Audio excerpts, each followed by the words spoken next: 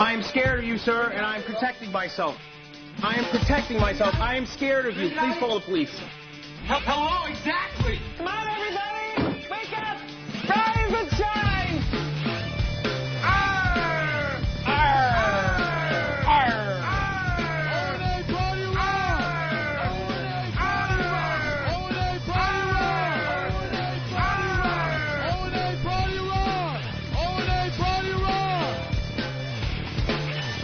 O&A Party Rock, indeed. Indeed.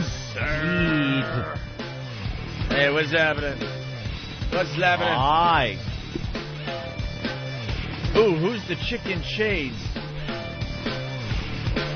What? I don't know. Front page of the news, then. Is that Lil' Kim? All I the thought she was supposed to go to jail. Yeah. All the disasters are over, I guess. Everything's fine in New Orleans again, I guess. Yeah, pretty much. All the water's pumped out. Everybody's back home. Everyone's the back to economy's work. Great. Back to school. Because the cover of the papers, I see nothing about it. I see Yankees back on there. Oh wait, Newsday. Okay, Newsday has it. City will rise again. Yes. The great Phoenix that is New Orleans. Phoenix. You know, I ripped out a couple great stories, and I forgot to bring them in here. Oops. Travis, if you will. Thank you, sir. New Orleans is one of the scariest cities I've ever been to. That's what we said. Absolutely. We went to 2 Mardi Gras, and I would walk around in the morning, get coffee and stuff, you know, before it got wild, and I was scared. Did you feel like when you were on Bourbon Street at night that, okay, this is cool as long as I stay on this street, but if I literally go 10 feet to the left or to the right, someone's going to have like a chicken foot up to my neck with a fucking voodoo doll?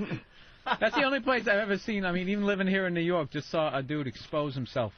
Yeah. We were standing underneath one of those show your tits balconies. Yeah. Mm-hmm. Another great thing about New Orleans that was almost washed away in the tragedy. And I looked over, and there was literally a guy who had like his shirt tails like pulled out of his pants, but I was to the side, and he was fat, so kind of pushed out, and he had his whole unit, dick and balls, were just out. Hanging out. And I looked, I was horrified. It took me like half a second before I could stand. He's got his dick out. And the dude literally, calm as can be, like a totally professional pervert, just kind of slipped back into the crowd. And you're like, and then, was it Silence of the Lambs? Oh, He's yeah. going home, and he kind of like goes into the living room. That's exactly what he did. He just disappeared. Not even putting his dick back in his pants, he just slipped back into the crowd. That city is pro. frightening, man. Yeah, it definitely is. Unless you stay, even when you do stay on Bourbon Street, it's frightening. But then you go into the little outskirt areas where, you know, Ben was with us, and he's like, "No, dude, I know this nice restaurant over here." And we start walking, and you notice the crowd's thinning a little bit, and now you're seeing some of the locals, the people that aren't, you know, from out of town, looking around like, oh, this isn't good. You're leaving the herd. Yeah, leaving the herd. That's what you're doing. You're grazing to the side. And the side streets are trying to keep Mardi Gras going, but it's a whole different thing. The zebra in the middle of the herd is never the one that gets the teeth sunk into his neck. Oh, exactly. It's always the ones that are on the outskirts, the one that doesn't leave with the herd because he wants to drink a little more water at the watering hole. The ones that consider themselves free spirits. Right. You got to check other things out. Well, great. Yeah, there's a flyer laying on the jungle floor. Hey, after party. After party. Yeah, we just saw a gang of black kids just beating the shit out of white people as they walked by. Yeah. That was it. White people would walk by. Black people would walk by them, and they wouldn't even look at them. And then I think that's a white part of their guy town and girl. logo. Yeah, it is. It is. Them just grabbing by the throat and punch in the face of a white person. And white people would walk by, a guy and a girl, and the guy would be punched, and the girl would just be molested, groped right there. And they would finally get pulled out of the crowd, and they'd be laughing their asses off. We're watching from a balcony across the street, watching the entire thing. It was like watching Wild Kingdom or something. That one year of the Puerto Rican Day Parade was our tribute to New Orleans. Yeah, great job. Should have got sued. And then the cops came over and busted him up and dragged a couple of them away. And that was cool. And then we spoke up. Then we're like, yeah motherfucker, you're busted. They're throwing them in cars. Beforehand, we're just Whitey going, showing how brave we are. Here comes another white couple. Oh, this is going to be bad. Oh, no. Just kind of commenting on it but doing nothing. Because we're pussies. So I guess it's all cleaned up down there because the papers are moving on to bigger and better things. Like Renee Zellweger. Her marriage is over after 5 months. Big surprise there, everybody. Mm-hmm. Oh, is that true? Renee just walks away. Annulment in works for Zellweger and that country singer she married out of nowhere. Oh, right. What the hell's his name? Kenny Chesney. They hooked up. I guess they met at some tsunami thing. Yeah, I've been at a concert. That's when they hooked up. They dated for a very short time and then decided to get married. And it was, he was her prince, and he wrote a song about her based on her character in what movie was that? Jerry Maguire. That's like You Had Me at Hello. It's like one notch below getting the tattoo of your girlfriend.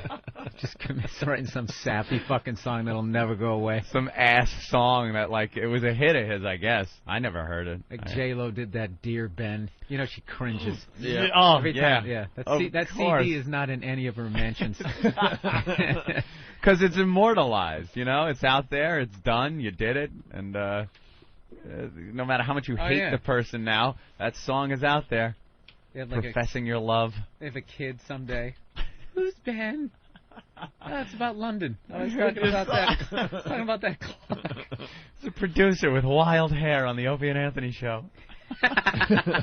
He herked and he jerked. So that's over, but that's the front page of the New York Daily News. Called it quits. She filed, and all it says, divorce papers are very vague all the time. And I guess in California you have a lot of options as to what you can base your divorce on. In New York, you really only have cruel and inhuman treatment, and infidelity is the other one. And there might be one more, but I don't know. The other one is lack of sex. Yeah. Yeah, there is. There's Oh, really? That was a joke. lack of sex or something. But That was a joke. They call it something else. But if you haven't had sex for a year, you can get a divorce. If you're legally separated for a year, then you can get a divorce without one of those wacky things put in there. But if you want a divorce quickly, you have to come up with an idea, with some kind of one of these 3 things that New York allows. Mm-hmm. No irreconcilable? No, they don't have irreconcilable differences in New York. That's the one I was gunning for. I had to go for a cruel and inhuman treatment or something. Well, I could have been a star witness for you. But it was the other way around. I was being treated cruelly and inhumanly. But that wasn't what happened. I would have been on your side. Don't worry about it. That wasn't what happened. I was the one that was served the papers that said that. You were treating her bad? Yes. I'm sorry. The money I gave you wasn't clean enough, perhaps. All I remember the dates on it weren't the numbers she enjoyed. All I remember. What can I say? How cruel could I have been? All I remember is pulling up to Anthony's house. We used to commute back then. It would be 9:15 in the morning, and Anthony sleeps right up until I'm pulling up. I know that about him, right? And he's at the front door, and his wife is just yelling at him. Yeah, as I was walking out Yelling the door. at him at 9:15, and I know Aunt might have woke up at 9. I'm serious. So he gets in the car, I'm like, Aunt, what could you have possibly done? The garbage, Opie. The garbage. What Wow. do you mean? What do you mean the garbage? It's my job, and I didn't. Like Anthony go had jobs. I had jobs around the house. Like the garbage was my job. You know when you're a kid and you have chores, like you got to mow the lawn, or take out the garbage. The cat box was that my like a job. first serious relationship for you? Because it didn't seem like you didn't set up the guidelines correctly. No, I fucking dropped the first ball time, on the that guidelines, happens, man. You have to flip out. I didn't. I really fucked up. I didn't set the yeah. bar early. If you don't break a couple of dishes or punch a wall within the first 6 weeks, you're done. Yeah. No, I cruised 9 years. 9 years of OK Sweetie. That was it. 9 years of OK Sweetie, and that was it. It was and Opie would pull up. I'd leave the house to and I asked you to do the goddamn garbage, and it's sitting here. And all right. Well, Opie's here. I gotta go do my show. This is the behind the scenes of a guy that was becoming a radio rock star. Like, all right, we were becoming radio rock stars, and people had Right. no idea what was going on behind the scenes. Later. No clue. He's getting I was yelled gonna at. say, weren't you I guys remember doing one. I remember. Oh, yeah. What? I was going to say, I thought you guys were doing okay, but just the beginning of you pulling up to pick them up, just that visual didn't have you guys making a lot of money in my brain right now. No, we did have that Fred and Barney type relationship Yeah. with the driving to work, but once we got in, it was kind of Honestly, we were doing afternoon drive. good. We were commuting from Long Island, and that even off hours it was a pain in the ass. So we took turns, is what it was. So one guy can mellow out and in the passenger seat, read the papers and do whatever. So we would take turns. And we lived, We would we switch lived off. And really close to each We other. lived about a half a mile from each other. So. Oh, okay. But I would pull up, and they were. I don't ask There's another much. one. I don't ask much. It's the garbage, the cat box. You gotta get. I got cat box duty. This is from a guy. I don't want cats. Don't get me wrong. I like cats. I think kittens are probably the cutest little things on the face of the earth. Their big faces, the eyes, the head too big for their little kitten bodies. Their poop doesn't smell as bad. No, it does. No. And Not as bad as a grown cat. Yeah. He's gone to McDonald's for 20 years. She got a cat, so now it's my cat. Then she wants to get another cat for the cat to have company. So she gets another cat, a female cat. Neither of the two are fixed. What do you think's going to happen? So now we have a whole litter of cats that have to be given away.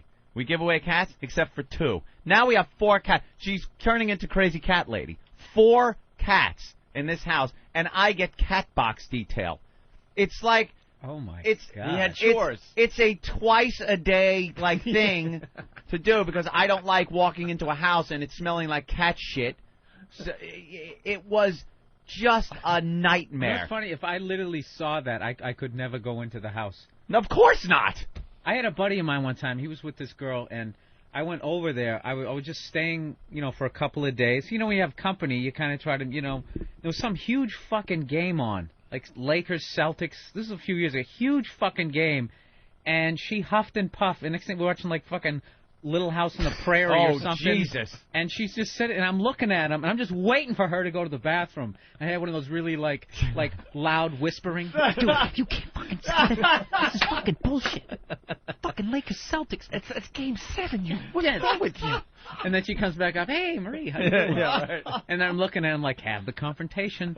Do it. Yeah. Hello. I'm going to go outside and start smoking. I've never done that before. I'll be back, and I'll give you 7 minutes to fucking correct this, you idiot. Oh, great. I went out and bought a couch. Bought a nice couch. Actually, the first, I think, nice thing I ever bought because we had come from Massachusetts. I was living in Ashland, Mass. Yeah. Oh, I know. This just is the worst fucking story I've ever. Shithole. Yeah. We moved up because I got the gig with Opie. It was my first radio job. I was in construction. I didn't have a pot to piss in or a window to throw it out of, as my mother always would say. And we move up to Ashland, Mass. Opie gets a house in Newton, and I moved to Ashland. Weren't you in Newton? Wellesley. Well, Wellesley. All right. Jeez. Sorry. Yeah. I wasn't making that much more than him at the time. He was. We were still. Don't all those houses have like ivy growing up the sides of them? Oh, please. Believe it or not, they have shitholes in Wellesley. It's where Newton and Wellesley is where Mass herds all their Jews.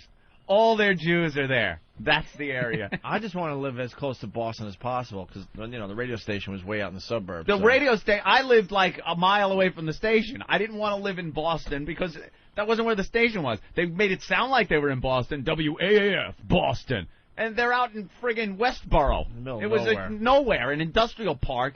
And so I lived, first of all, I had to go with the wife and live with her mother for a while in her condo. Oh, my God. With Opie.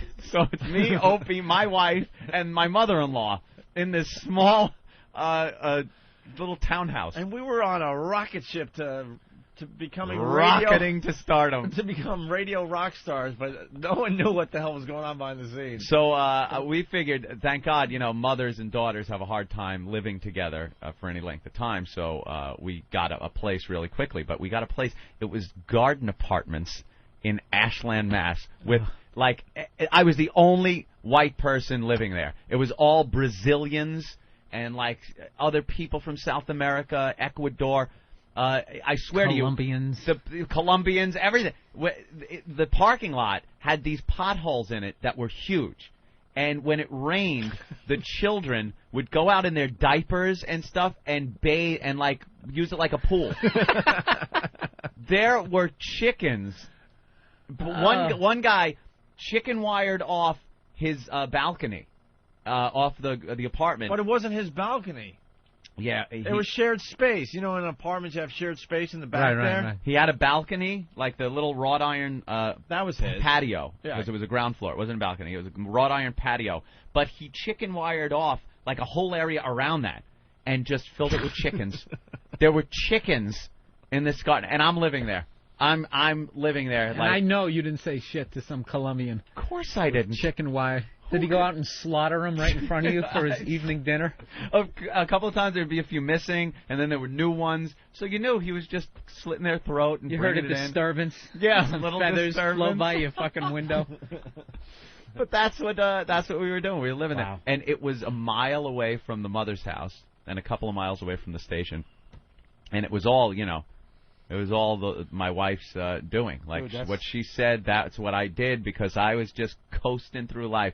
I was constantly waiting for something better, but doing really nothing to try to get it. Like the whole radio thing. I would have been in Huntington, New York, a tin knocker, installing air conditioning and heating, and just doing that, hoping something came along. And you know what? Something just happened to drop in my lap. Radio. It was just complete luck of the draw that it happened. But I still would have been there. That's and so then the whole frightening. thing that happened with the apartment out there is she got that one, and I was like, yeah, fine, I'll live with the Colombians in Ashland, a mile away from Were you your just mom's trying house. to save money? We weren't making a lot, but we were... I really wasn't making a lot. And nothing, obviously, I was brand new. It was my first radio gig. Opie's been in it for years at this point, so obviously he was getting paid more than I was. They weren't even sure I was going to work out. It was one of those things. I thought I'd be back tin knocking again. I thought it would be a goof to do radio for a while. So Opie was making more than me. I was making, at that time, less. I got hired to do radio for less than I was making in construction. So, yeah, I had no money. So is your wife just trashing this dream every day? Yeah, actually, She almost didn't have She almost have fucked me up do the it. whole thing. Because she wanted me to call now. Now, the GM to the WAAF throws out an offer, and it is for less money than I was making. I think I was making $29,000 a year doing construction. This is in '95. Removing asbestos. Yeah, exactly. And he was offering me $25,000 like that. to do radio. Now I'm like, fine, I'll take the hit because I don't know what's going to happen. And Brucey said to us, boys, if it works out in a few months, don't worry, Anthony, we'll bring you up. And we both took the hit, by the way. I Yeah. wasn't making much more than Anthony. No. After many years in radio. Radio Plus to sit here and shoot the shit. Right. Or fucking install air conditioners. Exactly. And I said to Anthony, I'm like, this is a start. Trust me on this. We'll get more money. We just got to establish ourselves. And she could work. It was like, right. she'd go out and get a job, which she did. And I explained, too, we'll make some side money possibly with gigs and stuff. Yeah, Whatever. so I was like, don't worry about it. You'll get it.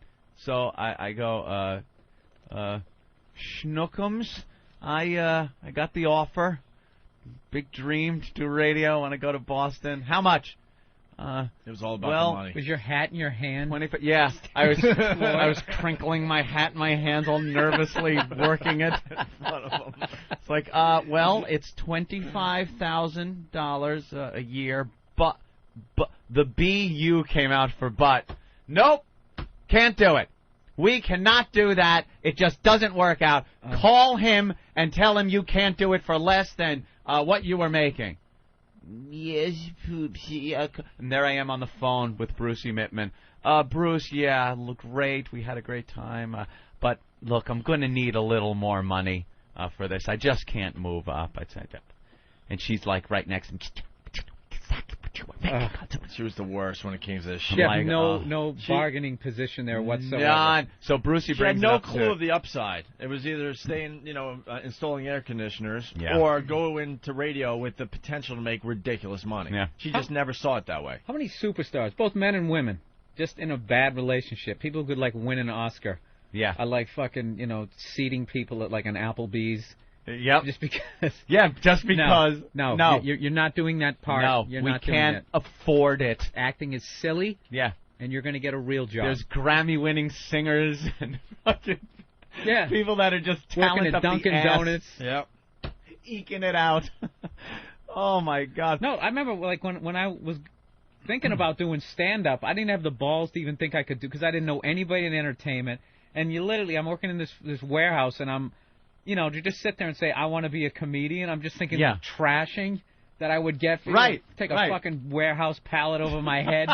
So I'm not going to say anything. The guy wants to be a comedian. Yeah. Just go unload the truck, you douchebag. Hey, funny man. The only thing funny about you and all that crap. So it just so happened I was working with this guy who was really into comedy. One night we were hanging out after work. Remember that show Stand Up Spotlight? Yeah. With Rosie O'Donnell. It was right at the end of that. Was that 80s. the one with the brick wall? That was the one that no, this one actually had like the little Christmas lights in the background to be stars. Yeah. Okay. Because all these hacks were on their way, right? And we were just watching it, and he just happened to say to me, he goes, "Look at these guys, Bill. These guys suck. We're funnier than these guys. One of these days I'm going to take a shot at Jack Daniels, and I'm going to fucking get up there." And the second he said that, all of a sudden I was like, it just kind of put me on that track, like, fuck, I want to do that. But I swear to God, if I never had that conversation with him, yeah, I'd be like driving a fucking UPS truck. Yeah, for real. Unlike the Kevin James character made. For real. Yeah, $700 million. It's just. So how do we get to this point? You get. I don't know. Oh, but wait, quickly. Brucey came back to me and said I could give you $27.5, but that's it. And I was like, I got to take this. So I really put my foot down there and said, yeah, $27.5. Don't worry, it'll all work. Opie said that more money will come in and everything.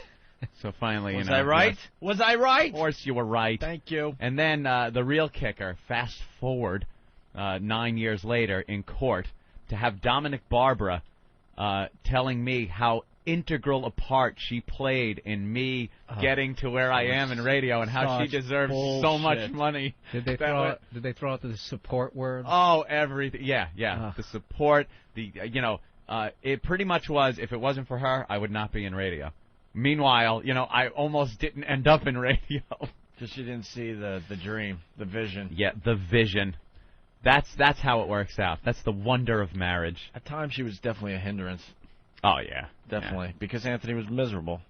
Oh! Because he was getting yelled at. Like, I can't stress. I mean, we were on a rocket ship. We were going into the city to do this radio show that was exploding. We were doing magazine articles. We're going to be on TV doing this. I mean, things were really rocking for us.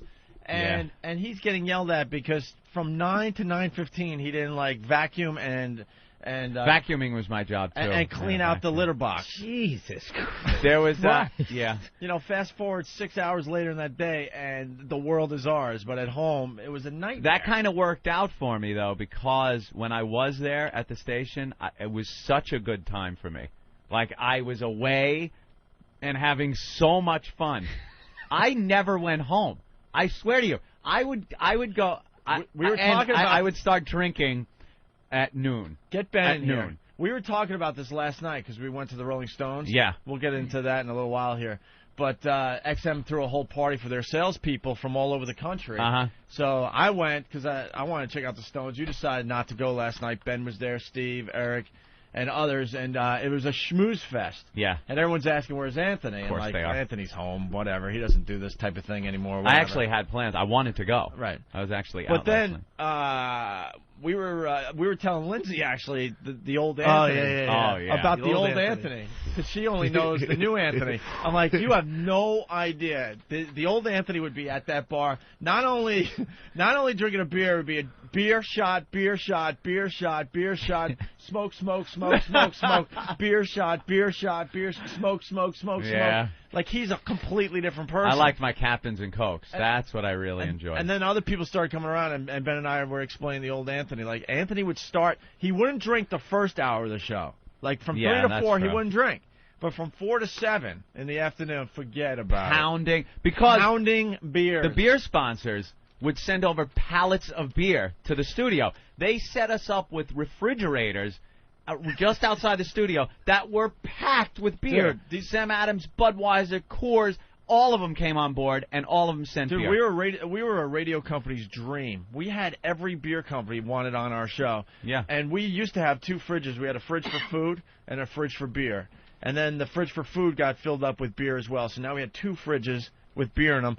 Then the other companies would start bringing their own fridges in because they noticed. Like Sobe Beverages brought in this big double-door thing you see in a deli, you know, where you open it up and pull your sodas out and stuff. It was giant. That thing ended up full of bear. Full of beer. And then the beer guys would come in with almost a pallet of beer. Like small, a pallet's an exaggeration, but a lot of beer. And they would come in right into our office. Where you guys want this, and they would notice that they couldn't keep their beer cold, which means we might not drink it on the air, which means we might not give the extra push to that beer. Yeah. So they would bring it in their own fridges. At the end, I think we had 4 fridges in the office. We would get 12 cases of Budweiser one week, 12 cases of Sam the next week, then Coors was like 6 cases. So it was ridiculous. Sounds like the Motley Crue, like the beginning of their Behind the Music. It absolutely is. We have a lot of interest in a book, and I think we're finally going to go down that road. Because Oh, yeah. And then the Jägermeister machine showed up. Jaeger. We were talking about Jaeger, and the people from Jägermeister come up, and they bring one of those machines that deep freezes shots of Jägermeister. It's a big refrigerator. So you hit the tap, put the shot glass underneath, and you get a shot of Jaeger that's at like 33 degrees. Just above freezing, yeah. So now we're doing frozen Jaeger shots. This is while we're working. This was on the air. Nobody stepped in upper management like, hey. No, they were afraid of us. Know why? The ratings were going. Bill, the ratings were going up. So they were just keeping their mouth shut. It's like whatever. Here's what the deal was. The rest of the station was tanking so badly that we were the only show that was keeping these people their jobs. Like, you can't be the general manager, program director of a station that's consistently in the shitter. They blow you out and bring someone else in and try to get it up to speed. Look at what they've done at NEW since we were gone. Yeah. They've been through so many people there, so many bosses, because that's what you do. Right. They knew that without our ratings, their jobs were done. So they were petrified to shake us up or rock the boat.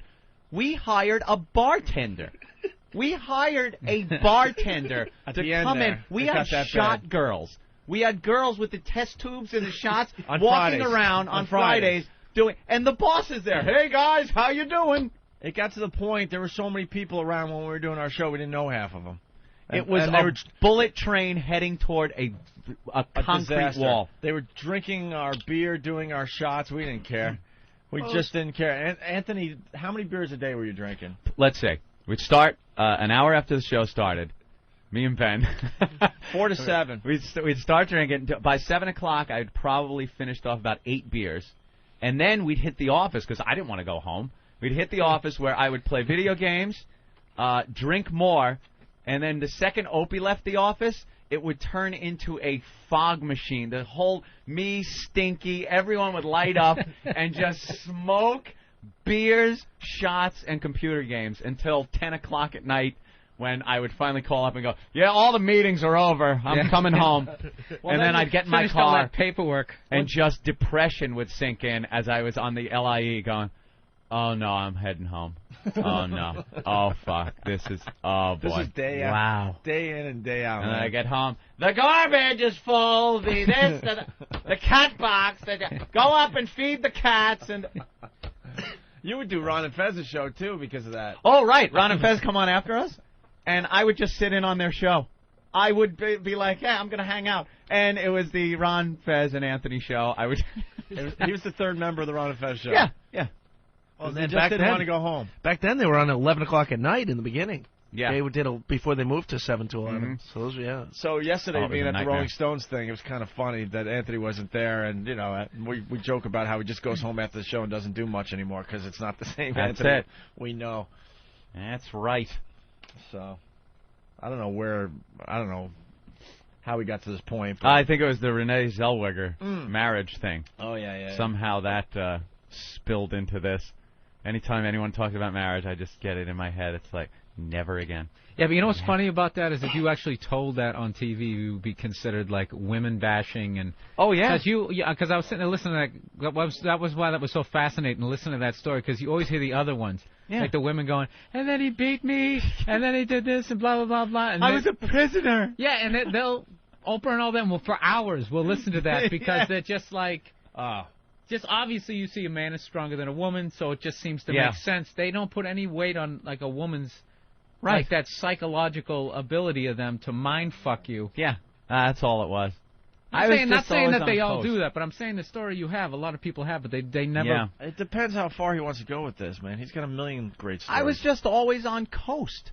That was my whole life back then, was just, all right, don't shake things up. Let me just coast through this. That's hilarious because you had the exact opposite relation. My mother and father, my dad used to always be cursing out my mother. We used to be going down the bus stop, me and my two other brothers. I'd be like first grade, third, and kindergarten. We'd be standing down there. We didn't have an air conditioner, so the windows would be open, and my dad would just be cursing out my mother as we're like 20 feet away at the bus stop. Ah, you goddamn fucking bitch! You've been doing the same shit for years. Oh, that's bullshit, Linda. That is fucking bullshit. And we're like standing down there. This kid's just like jump ropes, like looking at us and stuff. We're trying to play it off like, I wonder what else that's coming from. The drapes are blowing out the window. He's yelling so loud. Maybe it is the upbringing. Exact opposite. See, my father was that way, too.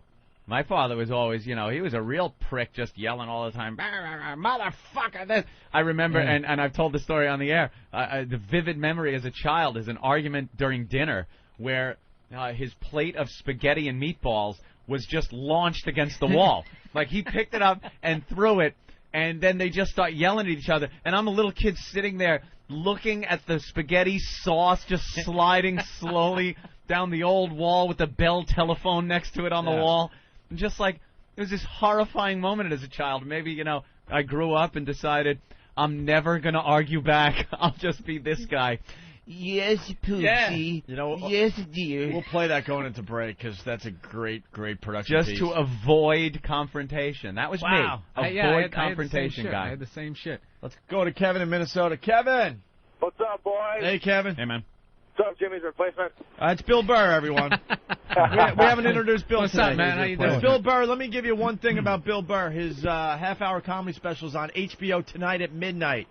I'm hearing really tonight. good things about Bill Burr's comedy Yeah, it's special. called Jimmy's Replacement One Night Stand on HBO. Check it out tonight at midnight on HBO, and then it's going to run a bunch after that, I'm sure. And Bill getting raves for his job yesterday, sitting in. Awesome. Absolutely. Oh, I read cool. a lot and getting rave reviews. Very good. Kevin, what do you have for the show? Well, I was kind of wondering what your ex-old lady, which kind of sounds like a bitch, personally, but what did she do while you were at work earning an income while she was sitting there stroking her 5 pussies?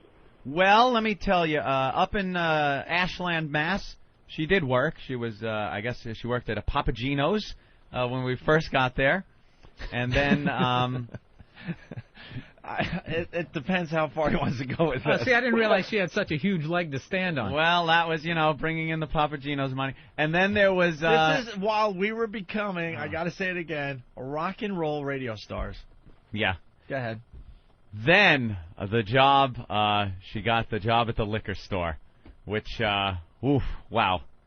Like putting a pedophile in charge of a nursery. That was wowie kazowie. But at least she drove herself to work, so that was a good thing. No, At least you didn't have to worry about that. Well, that would have been a good thing. She never got a license. She never got a license to drive. Yeah. So wow. what I had to deal with was driving her everywhere. Everywhere she had to go, I had to drive. She's just bitching the whole time. There was a lot of that. Yes, a lot of the arguments and I would drive her to work and then have to drive me to work, and then she would get off of work before I did because I worked till 7. When she'd get off of work, what she would do is grab one of those boxes of wine and bring it to her mom's house, which was less than a half mile from the liquor store. Now I would have to, instead of just getting done with my day and driving home, having my slippers and pipe waiting for me, I would have to drive to the mother's house, which was kind of far. It wasn't that far, but it was out of the way. I had to pass my house. It was far enough to be a hassle after a while. I had to pass my house in order to get to her house, which I didn't want to do after work. It's 7 o'clock at night. I just wanted to, go home, wind down, or maybe stop at Green Acres over there in Ashland and down a few drinks or something like that. But I had to go to the mother's house, where they would both sit now, and it wasn't a immediately leave thing. Now I had to sit in the basement with her and her mother, as they watched videos Of that operas, day's right? General Hospital, Days of Our Lives, and Friends. So now I'm sitting on the couch. Oh, my God. Yeah. Until 10, from 7 to like 10. I'm just picturing your whole posture, like your Dude. head down, shoulders slumped. Dude, it was a nightmare. And this was every night. So then it would be like 10 o'clock. I caught up on General Hospital and Days of Our Lives and Friends. And they would just get sauced on the wine, the box of wine. And I would get tanked on my Jack and Coke or Captain Morgan and Coke. And then hop in the car and drive. So what would you do? Were you trying to be like the friend here, going? He lived it. Gently nudge him to like, dude, what the fuck is wrong wrong with you? I was just the friend that dragged him out of there. I don't know. We had fun at work and stuff. At work, like I said, work was such a pisser that I don't even think he knew what was going on because we'd go out. Our outings were just classic when we would go. Yeah. Like it would be Opie go, hey Aunt, let's go to what was that place called? Mother Anna's. Mother Anna's, sure. In the North End. We go, hey, let's go to Mother Anna's for dinner tonight. All right, Jen, we're going to Mother Anna's with Opie, Sandy, and Jay from Framingham. All right. Oh, Mom wants to go. What? Mom wants to go. Yeah, but it's just kind of His mother-in-law had to go hanging out Yeah, thing. but we want to have fun. But we just want to have fun. She had to go pretty much everywhere we went. Yeah. She was cool to a point, but they really enjoyed the drinking. So it kind of got a little. We'd all be in the middle of like having a good time, and her mother would out of nowhere just go, "I want to go home," and we'd be like, right as the strippers coming out of the cake. Blow out the candles for a second. I want to go home. So now we're in Boston, and she lives in Ashland. So now I gotta far drive. I gotta hop in the car and drive back to Ashland, and that right when it was getting good. Right when we were hanging, it's getting fun, and we're all buzzed, and now the comedy is really flowing. We're all laughing our asses off. Unbelievable. And that, God rest her soul, by the way. For those of you that don't know, Judy passed in a few months ago. July, and she was fun. She was a lot of fun. I mean, she was definitely a pisser, but as a mother-in-law type thing. Judy's now with Chester. That's right. And she always wanted that, so. Yeah. Rest in peace. But it was a hell of a lifestyle I was leading there. During the radio show, during our appearances out, it was just a friggin' night. We would, oh my God, remember the Kahlua girls and we're doing shots and girls are inviting us to go skinny dipping. These Kahlua girls. You ever see these liquor girls, promo girls? Oh, they walk around like the in Budweiser girls, and the Kahlua girls were dressed in like these little tight skirts and stuff, and they're like, God, why? We're all getting hammered together. We're getting paid like I guess $100 a night to be there. We were both assholes because we were both in shaky relationships, to say the least. But we're good guys. And we're doing this appearance, and we're like becoming rock stars. And these young Kahlua girls are just hammered, and we're doing shots with them. And all of a sudden, they're like, "You guys want to go skinny dipping?" This one Kahlua girl comes up to me. She comes up to me, and she's got pigtails and braces.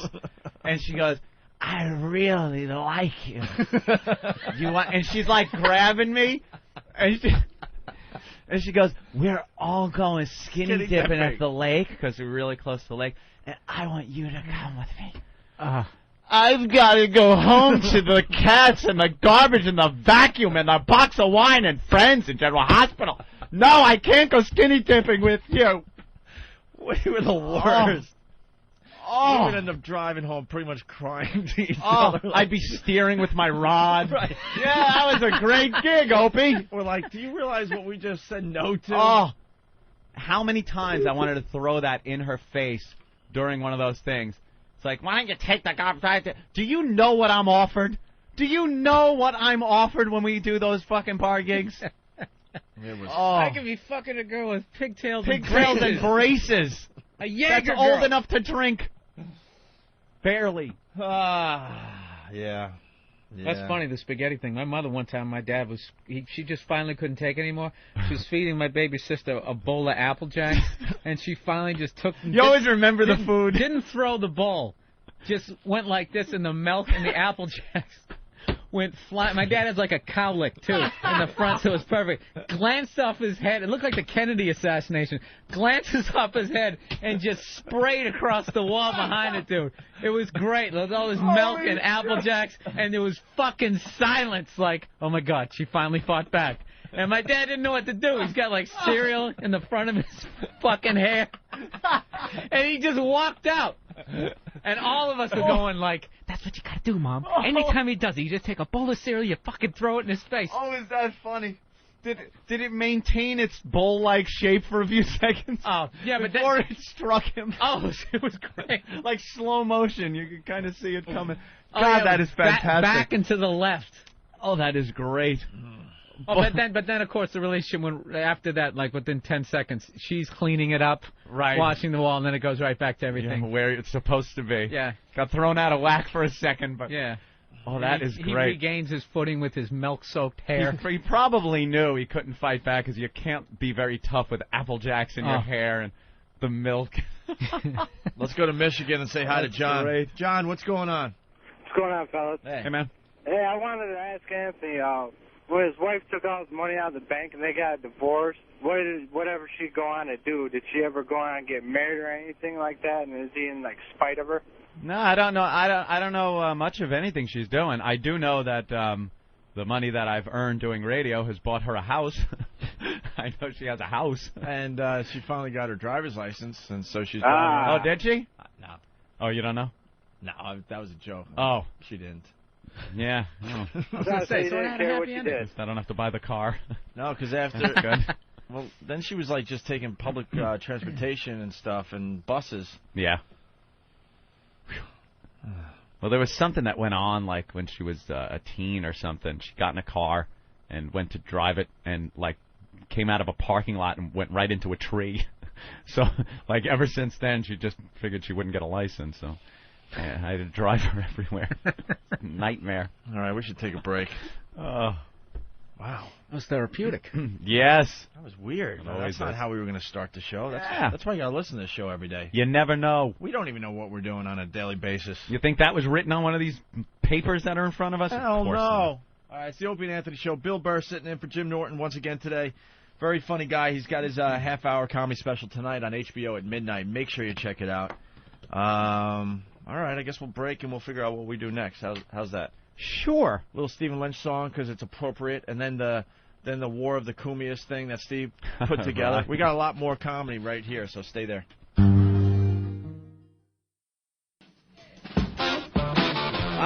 You're checking out the Opie and Anthony program on XM Satellite Radio. The Rolling Stones. We all went to the Rolling Stones show last night at the Meadowlands. We got to get Ben in here and Martini Steve. There was a little problem. I guess we should get into it. Eric is very, very pissed off this morning. Extremely pissed off. Hey, quickly, Jacob from Jersey is wondering if, right when the divorce papers were signed, if I screamed, "Freedom!"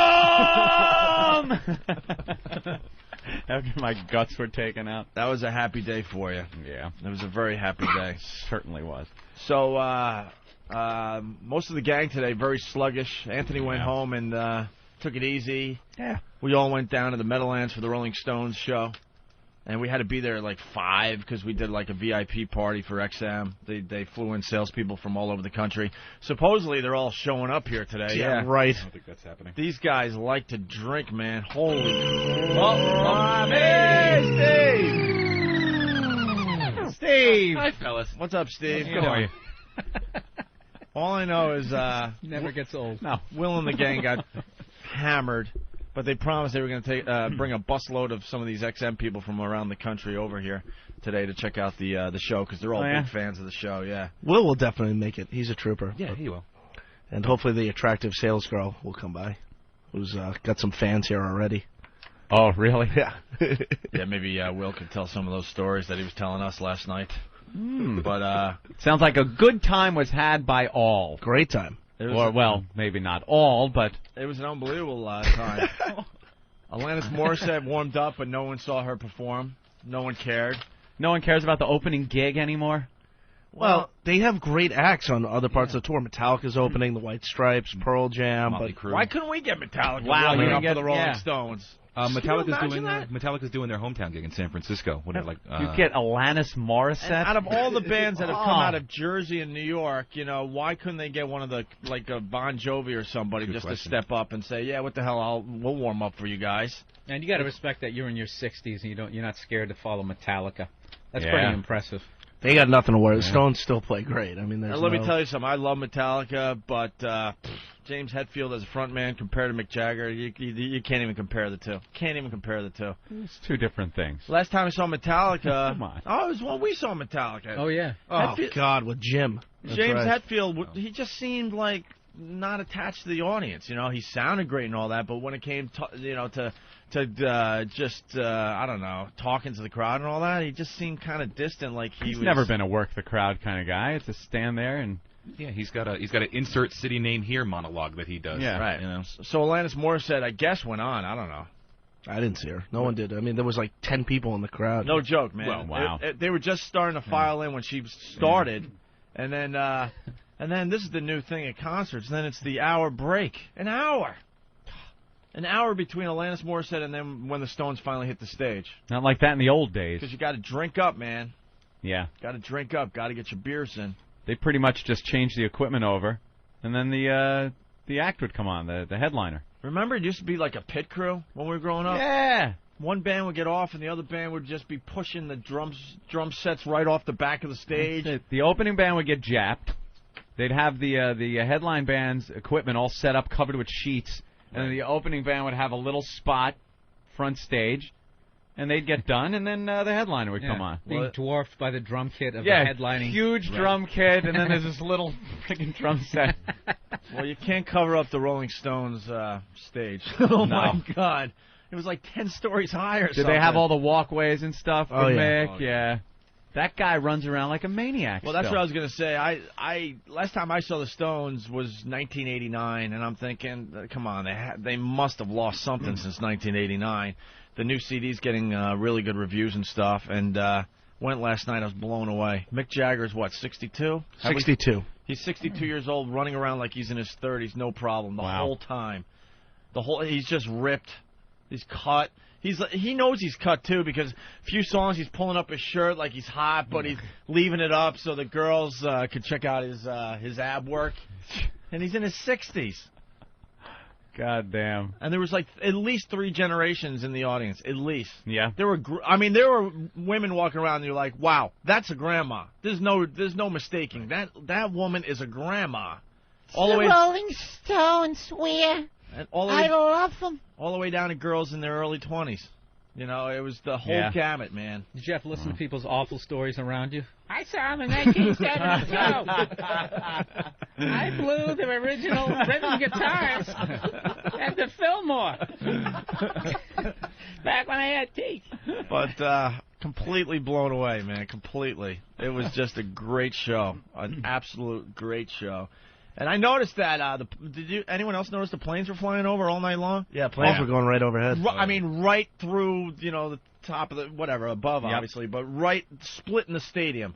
And you can, you can almost feel what the pilot was saying to, the people on board. The Rolling Stones are, playing right now. If you want to look Left below. to your left. Yeah. Oh yeah, because these things were going right over the stadium, man. One after another.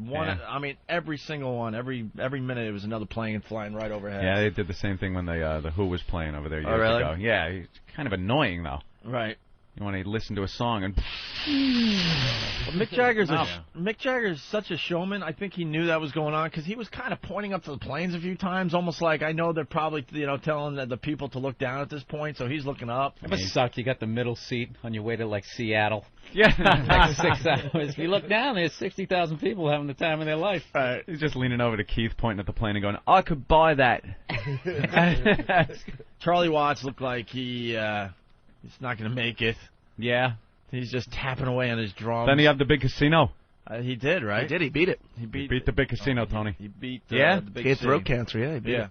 Wow. And Keith Richards still plays great. Yeah. You know, How's he looking these days? like an alien. He looks like an alien with a wig, basically. And Ron Wood just looks like a gay guy. He's wearing girl shirts and stuff. Like an old queen. I don't know what his deal is. I have no clue. Do you know? Yeah, he's married and has kids. Yeah, he does. Holy crap, man! He was wearing like girls. What's that one store? Express. Wasn't it him that his son was going out with the dog? That was Bill Wyman. That was Bill Wyman. Okay. Yeah. I was wondering who it was. His son was going out with the mother of the daughter that Bill Wyman was fucking. Yeah. It's just some kind of sordid, He was an horrific animal. story. Yeah. Well, Bill Wyman, I mean, he started that dating that girl when she was like 12 or something, some ridiculous thing, and then he married her, and then they were divorced in like 2 years. Yeah. He decided He trades him in at like 19. Yeah, he decided he didn't need to do this Stones thing It was anymore. great. It was a Kahlua girl with braces and pigtails. But it wasn't like seeing, Kiss at the end of their career, where it was like it was almost like kind of a goof to me to see Kiss. The Rolling Stones are still making it happen. And then the stage just kind of lifted up, and they moved the stage completely to the middle of Giant Stadium and did 4 songs out there. That's something, the mechanics behind stage shows these days. It was pretty cool, and as it's damn. slowly moving, the crowd is just losing their minds. But a lot of money The in parking that lot tour. is half of the parking lot is tractor trailers to haul this massive set around. It's amazing. You just don't get an idea. You get an idea of how massive this thing is just when you hit the parking lot and you see, just the whole perimeter of the first layer of parking spaces is all semis. Yeah. Because the stage set is as high as Giant Stadium is and as wide as what is it, like the first? It weighs 150 tons. It's the biggest stage ever constructed in rock and roll. Steve is actually able to land in his seat. He bypassed the parking lot completely and landed his car right in his own seat. No parking problems for Steve. There weren't.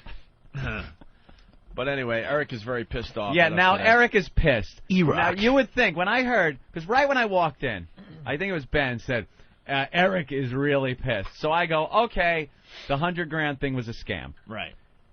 Turns out, no. The $100,000 thing is not a scam. Turns out Eric had one of the best days of his life and one of the worst days of his life, all in the same day. So I'm thinking, Started out great, ended really, really bad. you win $100,000. Well, all right, let's quickly cover that. Was it the Post or the Daily News? Daily News. You better know. The Daily News had a contest in their paper a few months back. You might remember this because it made the national news. It's some kind of, what was the game called? Do you remember? Scratch and match. Scratch and match. They're still doing it on the front Yeah, page. there's of a the new Daily one News coming out today. on It Sunday. says all new scratch and match. So what you would do is scratch some numbers off. If they match the numbers, corresponding numbers by some money values, like a lottery ticket, you win that amount. There was a misprint on these scratch and match tickets. So a shitload of people across New York that bought the paper scratched the number and realized, holy shit, I won $100,000. And they're only supposed to have maybe 4 or 5 winners, right? Total, yeah. Total. Out of the whole contest. But instead there were hundreds because of the misprint. Hundreds of winners because they misprinted one of the numbers. So their solution to this whole thing was, okay, write your name, address, all this crap, send it in, and we'll have a drawing Well, this out was of after all the people. This was after a lot of people lost their shit. Protesting, they all wanted their money. Well, we saw it on the news, and every story sounded like, I had plans for that money already. I already spent it. I spent it. The Daily News, they can't take people's dreams and step all over. Like they were entitled. And it was, I'm sorry, I don't know why. It was all black people that were protesting. Reverend Al came out for them against the Daily News. Celine Dion. Celine, Screaming. why buy these people? At least buy them a kayak. Let them touch the paper. Let them touch the money. They could break through the wall. Get the money from the Daily News. Awful woman. And they figured they would take all the people that thought they won. Hundreds of people. Put them in a drawing. Right. And pick the money out of the proverbial hat. And whoever won gets $100,000. How many total winners out of the pick out of the hat did they have? 5. 5 total winners. Out of, I don't know how many people were in it. Do you? Do you know how many No, I people don't know how many. entered? It was a lot of pissed off people that thought they won $100,000 entered. 5 people are picked out of this hat that win $100,000. Do you know who one of those people were? Our own Hawk. Eric Nagel was the winner of $100,000 He won $100,000 yesterday. from the Daily News. Late in the show, Ben busted into the studio. Lily White, Eric Nagel. I want to know what the other 4 people are. I want to know if they're white, because I am going to say that it is racially motivated. So he won $100,000. Eric's saying, "Shut up till I get my check, asshole." He gets it today. He gets it today. Do you? Is it a big giant one? No, they don't do that. Where are they presenting it? It's being it's certified. It's coming to sent to my house. Going to your I gotta go sign house? for it. Yeah. Where do you live? Brooklyn. Yeah. Well, last night he lived at the station, I think. We'll get into that in a second. Yeah, because now I thought when I heard that he was pissed off, I assumed that it was a scam and he didn't win the $100,000. And No. I thought he was pissed at that. It turns out the Daily News came by, took a nice picture of Eric and probably the other winners wherever they live or work. Where did they take the picture? Right here in the studio. In front In of the front O&A of the sign. O&A sign, you motherfucker. You're great. Little promotion, too. That's good. And did they do a little quick interview with you about who you are and what you do? And No, there was no interview. They just had the names and they just needed photos. That was it. They're doing some big but it thing isn't on Sunday's usually paper. Eric who works at blah, blah, blah. That will be mentioned, yeah. That will be mentioned. That will be mentioned, Eric, from the Opie and Anthony show. Very good. And I think the picture's going to be in Sunday's Daily News. Sunday's Daily News. Everyone picks that one up. We got to call David Hinckley. David Hinckley would write about this. Yeah, he'd write about it. One of our guys wins $100,000. Mm-hmm. So that's how his day started. And then he went to the Rolling Stones with us, and he was left behind. And he's really mad at everyone, but I can easily defend myself. From the story I heard, you guys ditched him, is what I'm getting. We didn't ditch you. In one of the most obscure places in the tri-state area. Yeah. The Meadowlands. The Meadow. Here's the deal. I drove to the Stones show. You drove. Yeah. It was your own vehicle. It was Lindsay and I, Ben, and Eric. Mm-hmm. And we did the XM thing, meet and greet, blah, blah, blah. Everyone's drinking, having a good time, eating New York d'oeuvres, blowing off Alanis Morissette.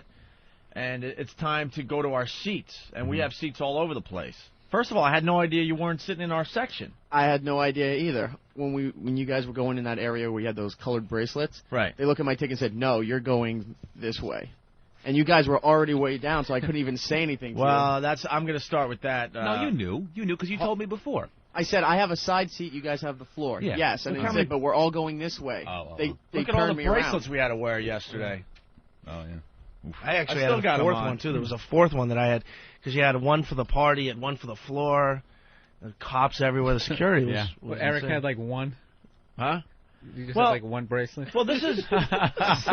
Sit in the back, stupid, written on the side. Wow. No, I had a really good seat. This just in from Yahoo Finance.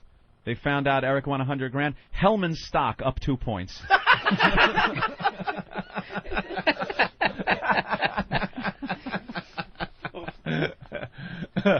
Very good. I thought you were going to pick another product, but you course did very good, Anthony.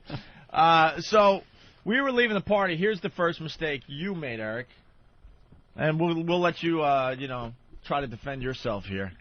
We all went in the elevator together, Yeah, didn't we? yes. What happened to you?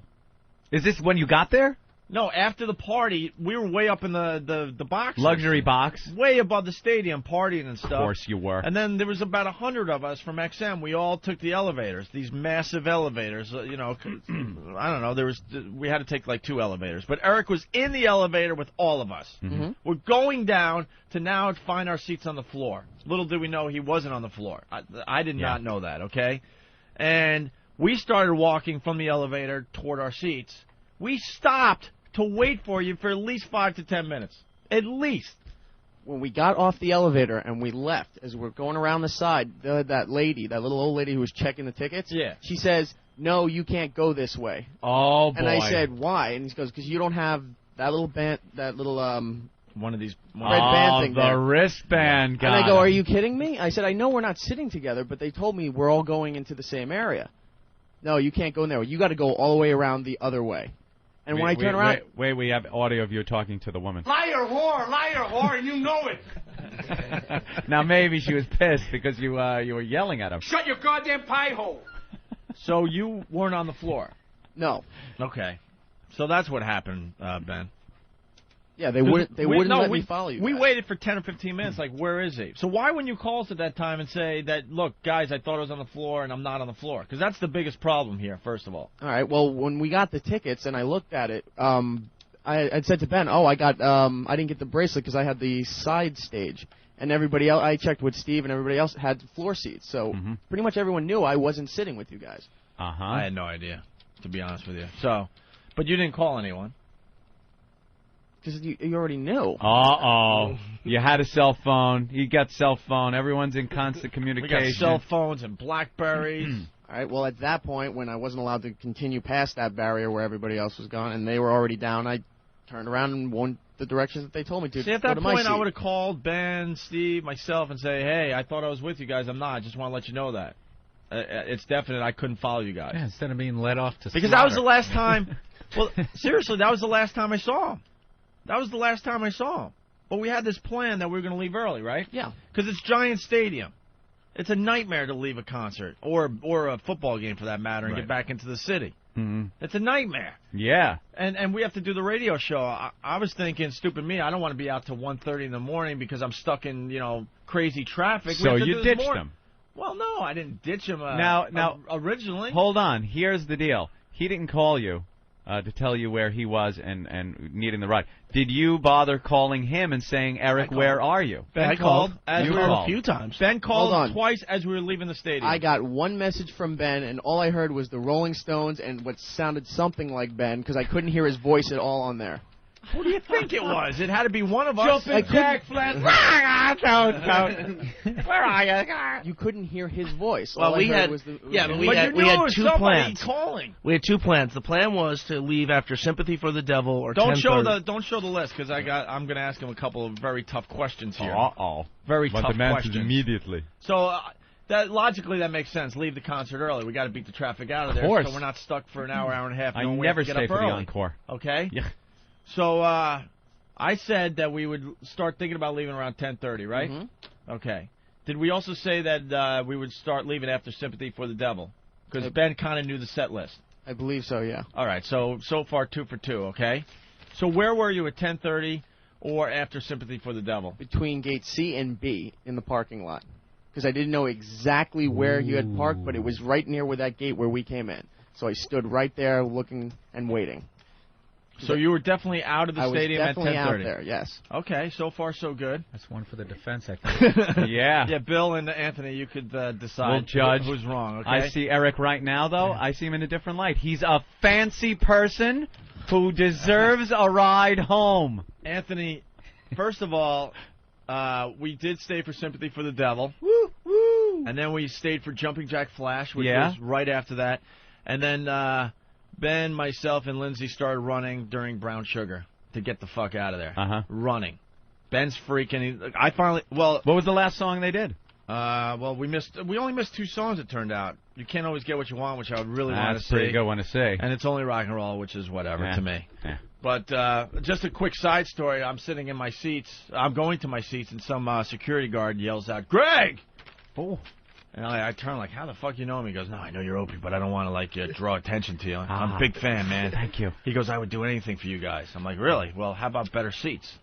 Ooh. Because we were way back in the floor, and that was me joking. You know how we are. I'm like, "How about better seats?" Ha ha ha. You Yeah. know, let me see what I could do. And I don't think anything of it. And I sit in my seats, right. About a half hour into the concert, he comes by with another big security guard, and he goes, "Come here." And everyone around us thought we were getting kicked out. Like, uh-oh, what did they do wrong? This guy got me up to the 40th row. I was right there. Like my seats were amazing for the second half of the concert. But knowing that we all had to meet, after Sympathy for the Devil, I started making my way back to the back of the floor to find Ben. That's the only person because at this point I still haven't seen Eric. I assumed he was still in our section. I grabbed Ben. Ben sees me immediately. He's like, "Dudes, we got to get the fuck out of here." So that's when we started running during, I guess, Brown Sugar. As we're running out, I'm like, "What about Eric? Have you seen him?" Ben goes, "No, haven't seen him since the party." I'm like, "Give him a call at least, okay? See where he's at." He definitely called you. I know he did it. I couldn't hear his message because all I heard was the Well, why Stones. didn't you call us back? He didn't pick up. You didn't pick up. I even text messaged him. Yeah. Wait a minute. No, I got messages from you when Later I woke up on, this too. morning. No, my phone. No, stop. You did not call my phone. I'll show you the phone. Liar, whore, and you know it. My phone was on the whole time. Uh-oh. What is he doing? What are you calling now? I just like the visual of them running. Just running away. You have to, though. If you've ever been stuck in that traffic, you're 2 hours in. Forever. Giant Stadium is ruthless. Giant Stadium is brutal. There's only a few roads out, And so we run into the parking lot.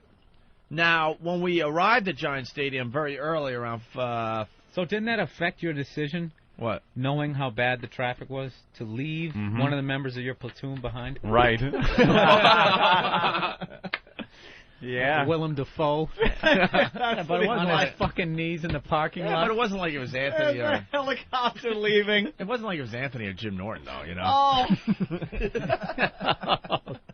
Eric's on his knees, both hands outstretched. Yeah. I don't have to kiss How his ass. concerned? I don't have to kiss his ass. I got my own money. How long was the conversation? Right. How long did the conversation last? You put it into drive. You guys seen Eric? No, well, I thought he's with you. I'm getting there, but there is another side thing. We get there at 5 o'clock. It's Giant Stadium. The parking lot is pretty empty. So instead of going, oh, we're at D3, we're like, oh, we know where we parked, and we just run into the stadium, okay? We kind of get a visual like, okay, that thing over there, oh, and that light pole. Okay, fine. So Ben and I and Lindsay, we run out during Brown Sugar. Now we're like, we got to get to the fucking car. Ben's like, dude, there's 10 minutes left. There's 2 songs left. I'm telling you, this place is going to clear out at any moment. Also, we run out to this completely filled parking lot. It looks completely different. We all start looking around, and I wasn't drinking last night, and I'm like, holy shit, where do we park? Had no fucking clue. Oh, no. So as I said, where do we park? I had my direction I thought I was in. Ben's like, it's over there. Lindsay's like, it's over there. Everyone is pointing in a different direction. And now the panic is setting in because this thing is letting out at any second. There were 70,000 people there. Mix on stage. You want to hear one more? We got time for one more. And we're just like scratching our head, running around the parking lot. Where the fuck is the car? It was like a game. Ladies and gentlemen, thank you. Good night. No! New Jersey rocks. Right.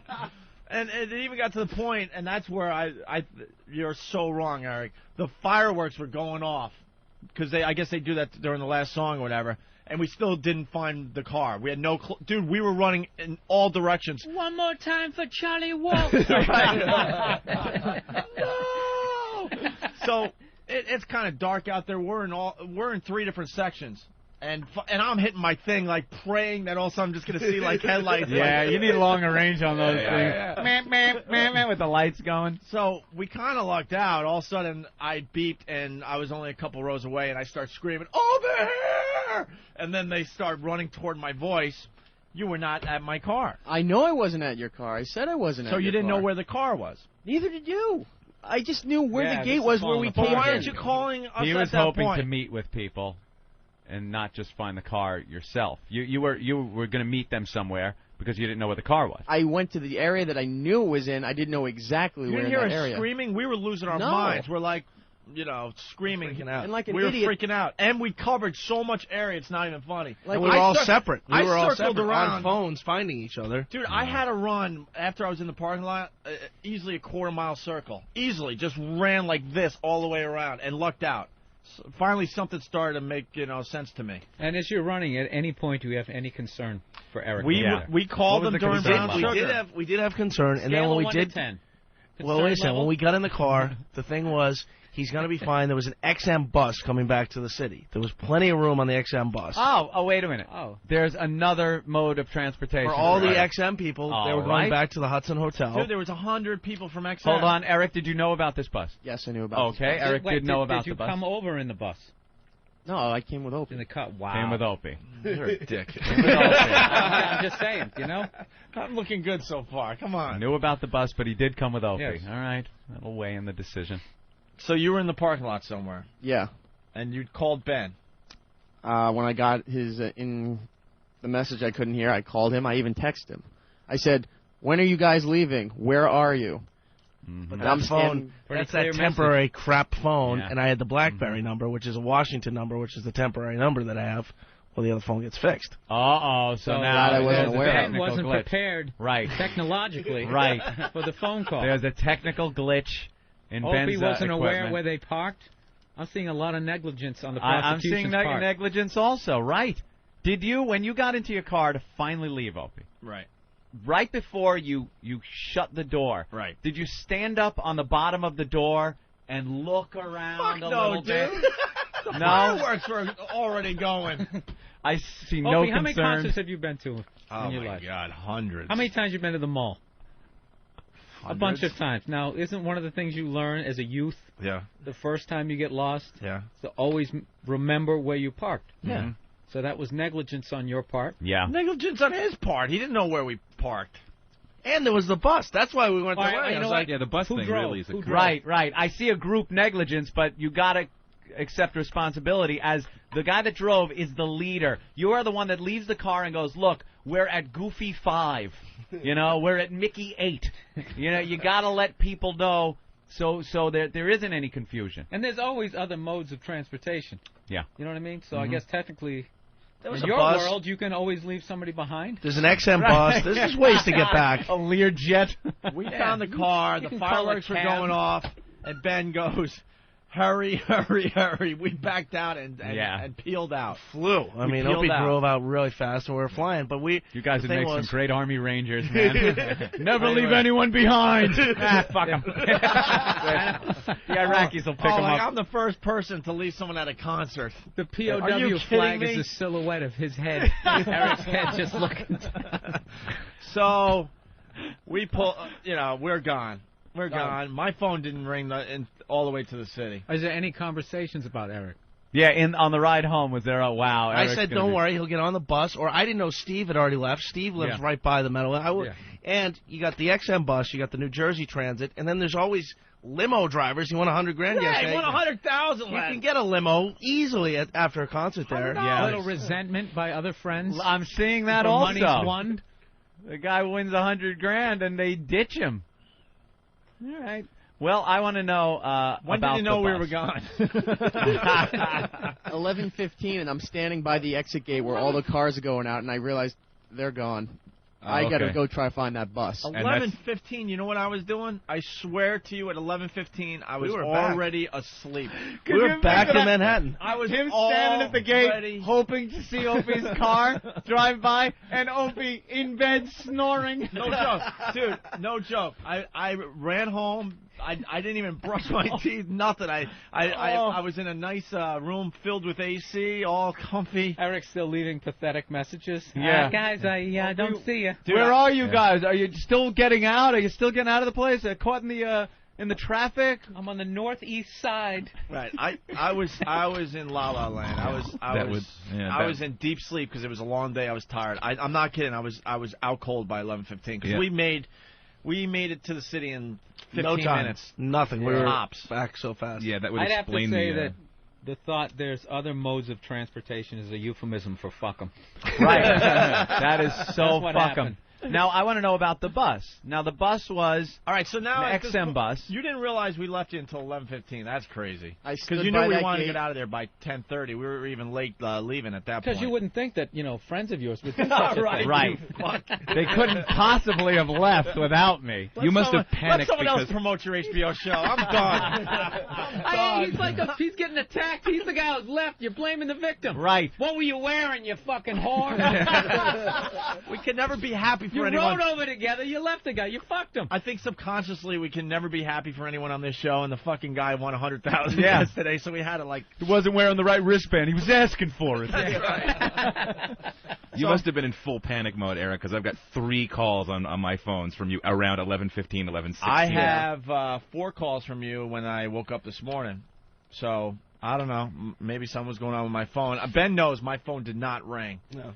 From Brown Sugar all the way home. I'm telling you. And then there's one text message. So I see text message and it says from Eric, and I'm like, oh. It's all going to be written in ugly. capital letters. You fucking fuck. That's exactly what it was. So I hit read, and I'm like, and my eyes are closed, and I open them up, and it's like, all it says is, thanks a lot, bro. Oh, no. You wrote bro all in big fuck you letters, you know? He was in concert speak. Right. Fuck you, bro. Thanks a lot, bro. And you can tell that the bro was typed out really hard. B-R-O. All in capitals. All in capitals. And I'm like, ooh, this is going to be an ugly I think that bro was sarcastic. So at 11:15, you're watching the parking lot empty?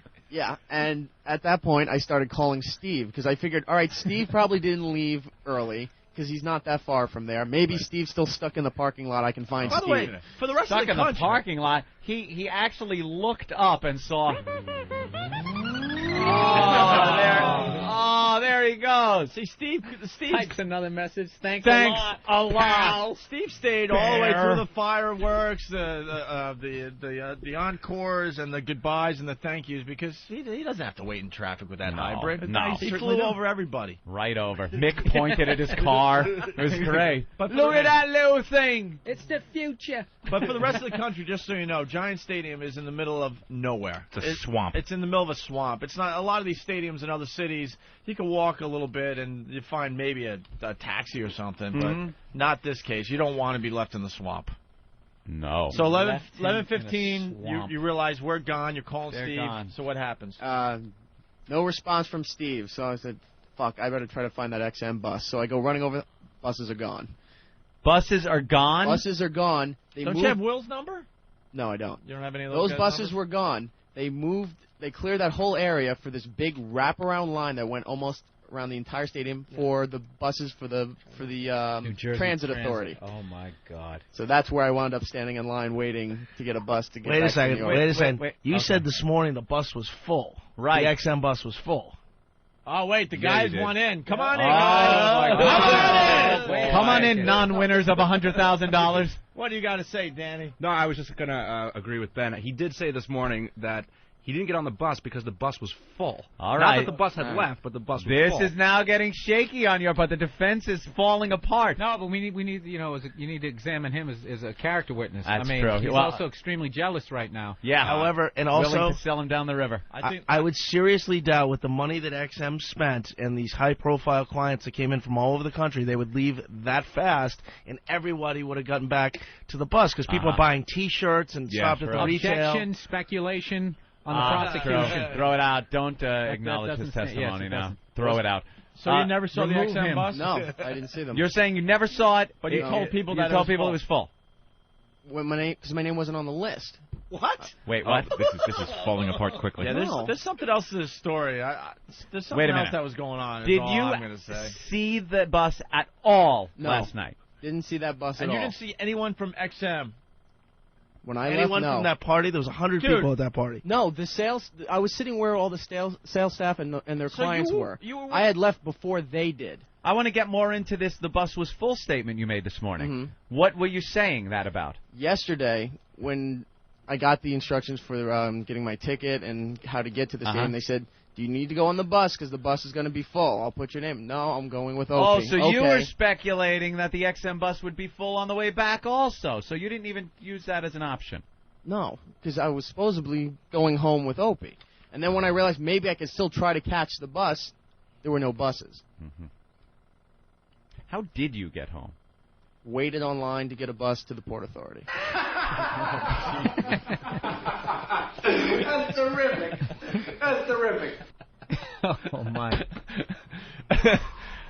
Let me ask you this: what's the worst thing you said as you were standing there muttering to yourself? Yeah, right. Exactly. What's the worst thing that you said? Oh, I don't know.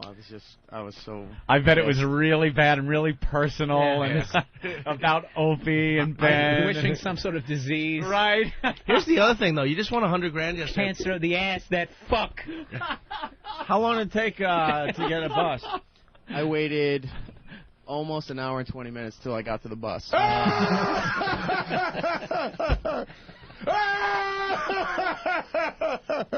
Oh my God! And that's a long hour and 20. Oh yeah. That is a long. That isn't hanging out with a hot chick hour and 20. That isn't watching a good movie hour and 20. That is just looking at your watch every 3 minutes. That's humid Meadowlands swamp. air, and it. Ugh. Oh, the day would end like that. Right. You win $100,000. You got wristbands for the Stones. And the end of the day, you're nice little standing in a VIP swamp party. with the common people, Alone waiting for the muttering. New Jersey Transit, typing text messages to people who you thought were your friends. I gotta be honest with you. I gotta be honest. I could look anyone in the eye, no problem, even when it gets a little tough.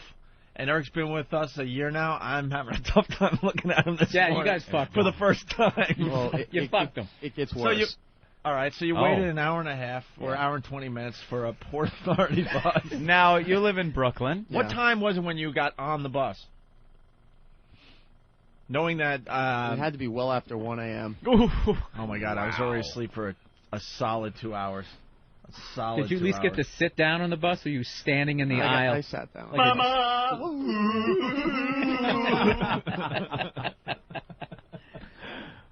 Oh, God, this wait, is awful. Before we move on, Crazy Adam says there's a hole in Eric's defense. Crazy Adam. Hey, if Ben has a different phone, doesn't the caller ID show the number? Why couldn't you call the caller ID back? No, it's a... Wait, you know said what your he's BlackBerry's saying. a different number, right? The BlackBerry's a Washington number. Washington number. Yeah, but a number's a number, man. I mean, still So possible. Eric could have just called that number I back, don't whatever have it that was. number. I have his New York number. But did the number show up on your phone When Ben did call when you. Ben called you? And did you really call my phone? Yes, I called your phone. Starting at Plus, 10:30? it's a D.C. area code. You probably think It it's was later some whore than you 10:30 banged when I down there in a promotion. Yeah. I think the forensic guys there should take a look at his phone. Check We the need call the phone list. records. Yeah. We should have that guy from A&E do the narration. You know what? Of this. Yeah, this horrible tragedy. You know what? Here's the deal. 1 a.m. I did not bring... Stranded at the Meadowlands. I did not bring my phone in. Did you leave messages? There were some hang-ups. Yeah, I there had were 4 voicemails. 3 were hang-ups. No, 1 was from Ben because he left something in my car. 2 were hang-ups, and 1 was finally you just saying thanks a lot or something like that.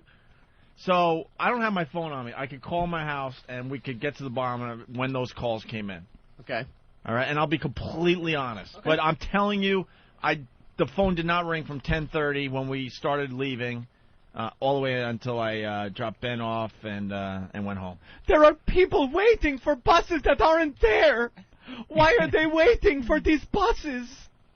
But I will. You go to the concert with 3 friends, you leave with 2. Nothing. I don't want to talk about it, Larry. It's awful. This poor man was standing there, and no one would pick him up. The bus was full. He had to write thanks a lot, bro. We got E-Rock's Mind checking in. E-Rock's Mind, what's up? Worst thing I was thinking that night, it wasn't my pals. It was that fucking meal ticket comment. She was just pulling those strings. Oh, the paycheck. The paycheck left you there, my friend. You know what? That might have played into it a little bit. Oh, boy. A seedy story of resentment. Resentment? Laying itself out in All a right. swamp in New Jersey. So 11:15, you realize. So what time did you get on the bus? 1:15, right? I couldn't tell you. I know it was well after 1 a.m. 1:15, while Opie slept at home, Eric was just getting on a bus. What time would he get home? How would he get home? Stay tuned. We'll be back after these words. So that is the music. Very good, Derek. Very creepy. All right, so you're on a Port Authority bus back to Manhattan? Yeah. Which sucks because you live in Brooklyn. So you got to go all the way back to Manhattan and then take a what? Now, what happens? The Jersey buses don't take you home to your house in Brooklyn. No, so I get off at the Port Authority. Then I got to go downstairs and around this other area because they're cleaning, so they block that off to go to where the taxi line is. Uh-huh. All the cabs that are waiting there, going to Jersey, going to Jersey, going to Jersey. No. So I'm in this now another line waiting to get a taxi to try to get back to Brooklyn. But I get tapped. I turn around. It's Stalker Patty. Hi. What is Stalker Patty doing out in the middle of the night? Her and a few other people were coming back from some gambling junket in Atlantic City. Oh, she's hooked. So she's like, "What are you doing here?" Waiting for a cab. Oh, it was nice to see you. And then she left. So She will pop up everywhere. It's really creepy. It's not like it's a small town. This is New York City. And she pops up everywhere. I finally had to tell her to stop following me on the subway because she was doing that for a while. Yeah? Oh, yeah. When I was still commuting back to Long Island. She would just happen to be on my subway, and after the third time of her saying, "Wow, what a coincidence," I'm like, Patty, I know what you're doing. Stop. Please stop. Eric, you could hop on the jitney. I'm sure the jitney will take you there. How is she going to Atlantic City every goddamn weekend on weekdays? She was getting back from an Atlantic City junket on a Thursday. Some slot machine tournament. Get her on the God. phone. We got to hear about the slot machine The tournament. World Series of Losers. Tournament, like she got a headband on, like there's something, Yeah. something fucking athletic about it. Yeah, what kind of tournament is the machines are doing the work? I don't like this bucket. I don't like it. It's not... Warm-ups are just cracking your knuckles a lot, getting ready.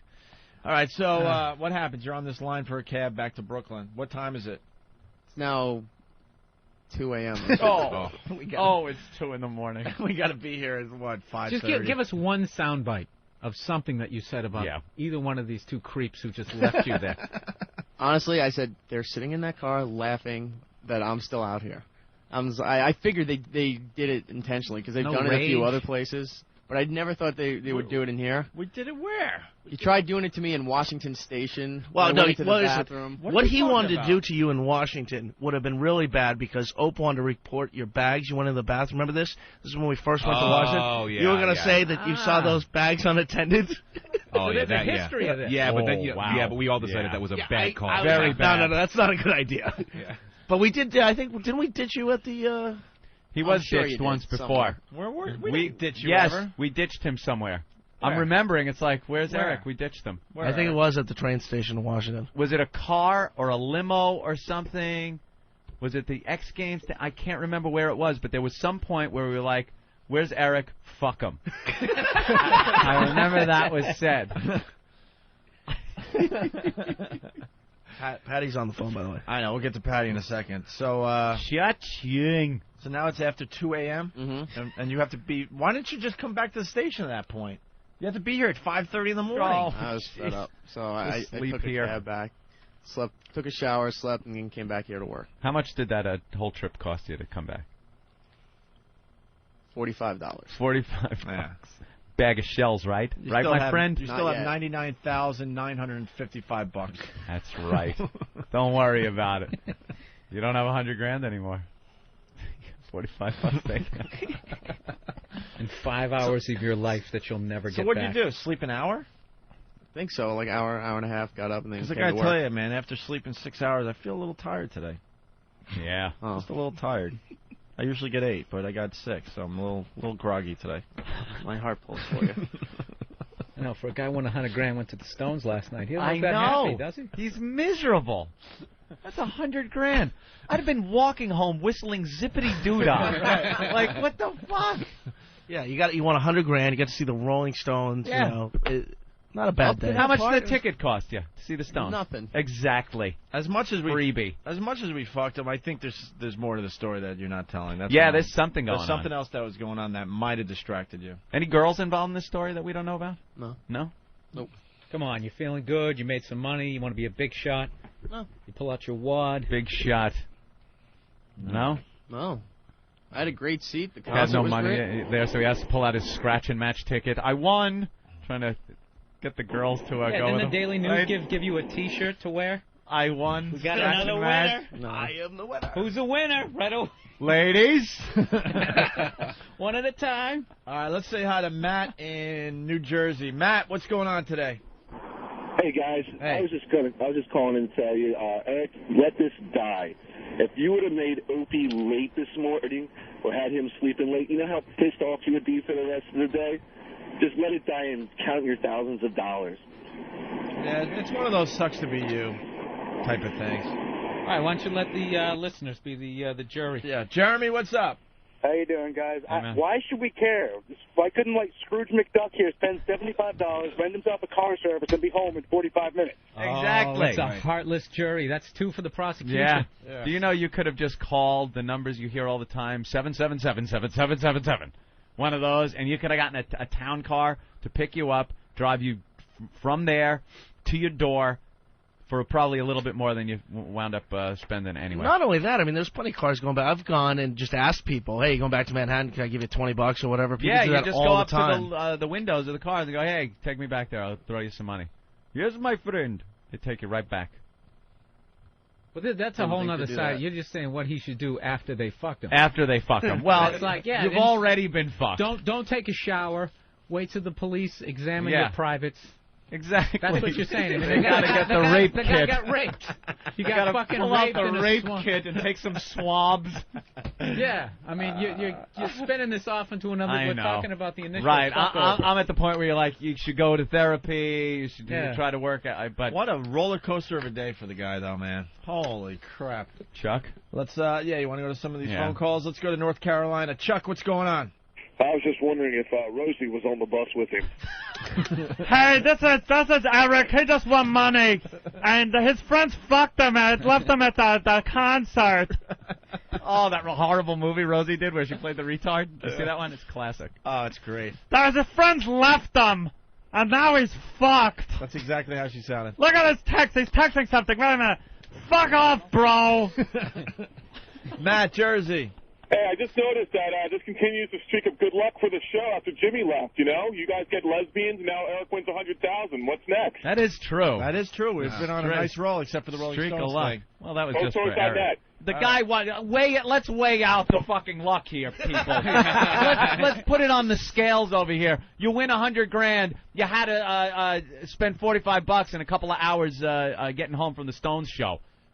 I think it evens out somewhere. Not even evens out. By tomorrow morning when you wake up, when you get a good night's sleep, that'll just be a little nuisance thing. You still got the $100,000. Most people would be happy just to have a free Rolling Stones ticket. The tour's Right. completely sold out. You know, so he got screwed going back. He won $100,000 on top of it. How many Just, I want to point to the jury that the prosecution just admitted to fucking him over. I heard that. I heard he that. just admitted. I really he got think screwed. Eric's not thankful enough for the fine day he had yesterday. Motivation. Look at his face. He's like, I should be thanking you. You won $100,000. Let's put this on the table. You won Opie's $100,000. establishing motive right now. Right. This guy's grateful. It was a wonderful VIP party with free booze and food. Opie, are you saying you want Eric to say thank you to you? Yeah. Opie is kind of right. At any point, did he go into like some sort of convenience store and you guys hatched this plan? Look at him in there. Actually, getting a Coke. He doesn't look thankful, does he? Son of a bitch wins $100,000. He should be We thanking need to teach Anthony. him What did a I do? lesson. He got your tickets. He got your ticket. No, I Without. didn't. Yes, you did. Wow. Yes, you did. Yes, you Anthony was offered the tickets. Yeah, I was. And he didn't go. Eric, all I'm asking today is That could have been me getting fucked. all I'm asking today is that you thank me. That's all. Wow. It was a VIP party, free booze, free food, really nice Rolling Stones Don't tickets. do it. Don't do it, Eric. If you do that, I'll beat you with that fucking microphone. You had a nice ride to the venue. You got a free T-shirt, a free program. Right. Let him in your head, Eric. And I just want to add this to the pile. I picked you out of obscurity when you were just working for a tiny little station in the middle of nowhere in Florida. You've never officially thanked me on the air. Wow. That's a ballsy move, man. What do you think? Can I pick and choose what I can thank you for? No, you know what? He deserves One general thank you. That's all. Oh, remember when I was coming back from Florida and I met you in the middle of nowhere on a... Okay, thank you for the career. I can't believe it. You know what, dude? No, you fucking deserve to be left in a swamp. This could be my greatest accomplishment ever. Oh, man. I can't believe I just spent fucking a half hour defending you, and you turn around and do that Thank shit? him. Who the fuck raised you? That's the most pathetic thing I've ever heard in my life. They left you in a fucking swamp. He doesn't have a fucking leg to stand on. Oh, my and God. over the air, you just fucking genuflect. You just kissed his fucking ring. But I had a lot of ammo, man. He never thanked me. I actually That's pulled over. unbelievable. I That's pulled it. over at a what? What was it? A Cracker Barrel? Unbelievable. We went to eat at a Cracker Barrel in the middle of nowhere, in the middle of Florida. That's how I met the kid. He's me with the cat box, the garbage, and the vacuum. Unbelievable. Just smiling. Shoulders slumped. You are step and fetch it. How much money do you need to win before you get some fucking spine in you? You have an FU nest egg right there. It's FU money. Dude, you're a battered woman sometimes, really. Yeah. He didn't mean it. He didn't mean it. I know he really cares deep down. He didn't even and do he said that. he's going to change. No. You said you need to thank me for leaving you smacked in the him fucking again. swamp, and he did it. Not for the swamp. Eric Semantics. Eric what you started thanked this, him for. Eric started this morning going to himself, "Oh, I'm going to give him a piece of my mind." Yeah. And by the end of the morning, he's thanking me. He had a moment of courage. Thanks a lot, bro. Bro. Finally welled up in him, and you beat him back down. Now we realize he was really thanking him. Thanks a lot, bro. Oh. Wow. Holy crap. I don't know what to tell you, man. I tried to Hold on, defend you. Danny, what's up? Well, not that I was just thinking about this whole scratch and match situation. Yeah. And I could swear that Eric was taking the scratch and match things out of the show papers that we get every morning. Oh, boy. So, I mean, and technically the papers are delivered to Ben. And technically, you ain't getting shit. Well, I'm not,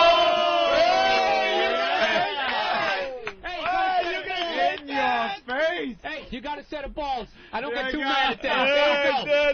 Danny! What's this world coming to? Hey! Danny's gonna shoot him. In Yeah, the but foot. I'm not asking Fuck for you, any. Spider. Yeah, I'm not you asking for are. very much. I Yeah, thought you you said are. Spider. I think maybe The it's- I papers think were maybe everyone's Ben Spider. Eric fought back and everyone stood up. Come on! Hey. Bring it on! Danny just got a raise. Was it the No. papers from here? No. 'Cause that would make a big difference. I No, think they better one, we write don't another get name on the that Sunday check. Daily News here, too. I bring them from home. Ben saying, yes, we do get do the get the Sunday Sunday Daily Daily News. And that Sunday, we pulled it out. And didn't we pull out and realize that those two were winners in the Sunday paper that we got No. here? And that made us think, wow, this really is widespread, because not only did Eric Nagel say he won, but the papers from the station actually No. won $100,000. Oh, wait, I'll do go remember I'll that. go Yeah, pull that's the, right. I'll go I pull do the remember audio. that. You know what? I think He's right. We did do that. Because there were so many winners, I was like, wow, they really did fuck up, because what are the odds that you're going to win and the station papers are going to win? Now, are you sure that that was yours? I'm positive it was mine. I Look, know everyone exactly in what there. happened. Oh, Travis knows exactly what happened. I came in that day, and I brought And I went home after that. Thank you. I want to take no chances in this. and I brought the story up, and Eric goes, "Oh, I have a copy of the scratch and match in the studio. I'll run in and see if I win." Oh! And he scratched it off, and lo and behold, he won. And then after the show, he said, "Of course I'm going to mail it in. Why wouldn't I?" You're saying Absolutely. that absolutely the one that he sent in was from the station's paper. Absolutely. Absolutely. No.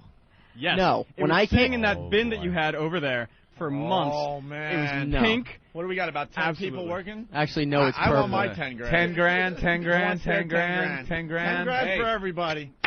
Wow. Eric, I want you to No. apologize No. for using one of the station's papers. Why wouldn't you apologize for taking food out of their mouths? Is what you're doing. Because, one, it wasn't a station paper. No, I think Travis it's been disagrees established. with that. Station paper. He can disagree all he wants. He's not getting Let's any get a money. lawyer. This would make for great radio, Wow. man. Let's sue one of our own. I think they deserve Make to him share spend- in this. Make him spend 80 grand of the winnings on defense. Oh, Jesus. You would too. Eric, if you just get, see, I'm thinking I don't know. I should get. There's 10 of us, right? I should get 10,000. You give me 1,000, I won't sue you. No. You want to settle it? Just settle I'll out? just settle out. What do you think about settling out with everybody? $1,000 for How about- everyone. That's no. nothing, really. 10 grand out of 100 grand? I'll tell you, I would have done it anyways. You gotta know? do Right, something. just to be How a about- decent guy. How about a nice lunch for everybody? Something. Yeah, I offered that to all of them yesterday. I said I was going to take them out to lunch and dinner. But now you don't want to take them out because they just threw you under a bus. I didn't throw you under a bus. Those guys. That was one of the You first put things him I on a said. By leaving his ass in the swamp. Somehow it ends up with you apologizing to him. I've never fucking seen that. I Unbelievable. I really can't believe that they would throw you under a bus Oh, I like could. that. Yeah. You know? Look at I all would of never them. do that to you. Where are you taking him to lunch? What I happened don't 5 know. minutes ago? Would you guys accept lunch from him? No, they're all shaking their heads. No. They don't want it. Wow. They don't want it. Let's see. Which way? Let's say hi to. Does Eric have a car? I guess we're done. What are you going to do with the 100 grand? What do you got? Any plans? Just going to invest it. Invest it. Uh-oh. Uh-oh. What are you investing in? Not sure yet. I'm working on that. Citadel stock. Yeah, you want to buy some Citadel? Yeah, I'll give you my Citadel stock. Something safe? Something long-term or a little risky to make money quickly on? Something long-term, I think. Yeah. He wants mutual funds. Blue chips. Have you talked to that tough guy, Barry Shapiro? Guy that packs a mean punch. Yeah. Wow. All right, we'll talk to Stalker Patty after the break, I guess. About her Atlantic City junket. I think she's really getting addicted to the gambling thing. She seems to be going all the time. I'm glad we cleared this up, Eric. And your apology is accepted. Yeah, I'll accept your apology. All's well now. I like how he's sitting there thinking it over. How the fuck did that happen? I was so right. So right, yet he apologized and thanked someone for his career. He still has fucking dirt on his knees from that swamp. The swamp. He left him at a swamp. Never seen anything like this. That's the end of any thanks, mate. All right, we better take a break. Yeah. Yeah, there was a time we gave away $100,000. Yes. We haven't played this thing in a while, Anthony. Mm-hmm. A lot of new listeners. We were at a radio station in the Boston area, and one day we decided to give away $100,000. Mm-hmm. And here's the winning phone call. Check it out. Hi, who's this? Hey, it's Craig from Waltham. Just be a giver, the world that you will hear evermore. Bravo. Great job, Eric. Now go get your fucking shine box. Metallica. Dane Cook coming in at 9:30, I believe. I don't think he's ever done our show in studio. Not live, no. Just funners. We've had a couple phone calls from him over the years. He's blowing up big time. Bill Burr also blowing up. What? I think he's made probably $100,000 off of his you think? Record sales. Yeah, maybe $100,000. Mm-hmm. Bill Burr is going to be on HBO tonight at midnight. Half-hour comedy special. I'll watch that one for sure. On HBO. He's a very funny guy, but I'm not going to really push it anymore because he wasn't on my side during that last break. It was just such a gang mentality. No one Someone had to defend it. That's what happens on the show. And I did though. up until the apology. No one comes to your side on this show. You fuck up, everyone attacks. Everybody. Everyone. All right. Felt bad for him. Is this true? What? That some of the FEMA debit cards that they handed out are now found they were being used at a strip club. Nice. A gentleman's club. Bravo. That's fantastic. Because you're giving these things out to people that don't have much responsibility to begin with. You think right. All of a sudden they're going to change their lives and go, hey, let's put this money to good use. That's great. They're really saying that, though? They're coming. Yeah. You could stand on the side of the road, I swear to God, with some sort of bin and some sort of like official-looking thing and just say New Orleans Relief, and idiots will come up and put cash in it. Yeah, you'll make some money. Sure. I'm sure it's happening. There's always scammers. There's more scams than actual charities. Yeah, they said that there's like 20 websites out there. Yeah, all phony. People trying to get... immediately, who gets KatrinaAid.com or something? You think it's legitimate, or you think it's just some guy? You know what? This still, as dirtbag as that is, there's something just fucking hilarious. You know they're giggling like fucking third graders when they're setting the thing up. Yeah. Like, dude, you believe we're gonna fucking the do money's this? gonna pour in. Just sitting there on the phone. Yeah, I know. I feel bad for the victims too. It's looking over your face. All right. Let's see. Oh, we want to talk to Stalker Patty. Yeah, I want to know how she's what she's doing. During actually. Eric's adventure last night, he ended up on a taxi line at 2 in the morning, and Stalker Patty was behind you, right? Yeah. Something like that. And we got Stalker Patty on the phone. Stalker Patty. Hey, how you doing? Hi, Daddy. Hi. Now you saw Eric. Yes, I did. He was on a taxi stand at about 10 to 1 in the morning. I was just getting off the bus. You were just getting off the bus. Yeah, I went to Atlantic City because I got invited to a slot tournament. I go about once a month because it's something to do. Slot tournament. What's a slot tournament? You bring a card, you hand it in, you get taken to a machine, you have 7 minutes to play, and whoever has the 50 highest scores cashes. I never win. I only had 4,400. The lowest score was like 7,000. Guess it's just luck of the draw. It's a slot machine. Yeah, there's no skill involved. Yeah, so I went down there for it, and then I just hung around. I won about $75, so that was nice. Oh, you're up? That's my big win. How does she win? How does anyone win at the slots? I don't know. What do you play, the nickel? I did the quarter ones. Ooh. Well, you're living, huh? You're And living. sometimes the penny ones I like, you know. I can't afford to do the others. But I Patty, love you can't watching. afford to go there. You should be saving those quarters for food. Yeah, but if I didn't do that, I'd be sitting home doing nothing. I don't go anywhere. I don't really have a social life, so it's just something. Really? This is the other side of gambling they don't want you to know about, you know? This woman needs every penny she can. These are the kinds of people who show up to the comedy show after they're out of pennies or nickels and just sitting there with slumped shoulders. Yeah, because they have 2 hours to kill before the bus takes them back to the city. Yeah. You know, I go on the boardwalk, too. It's the only time I see the ocean.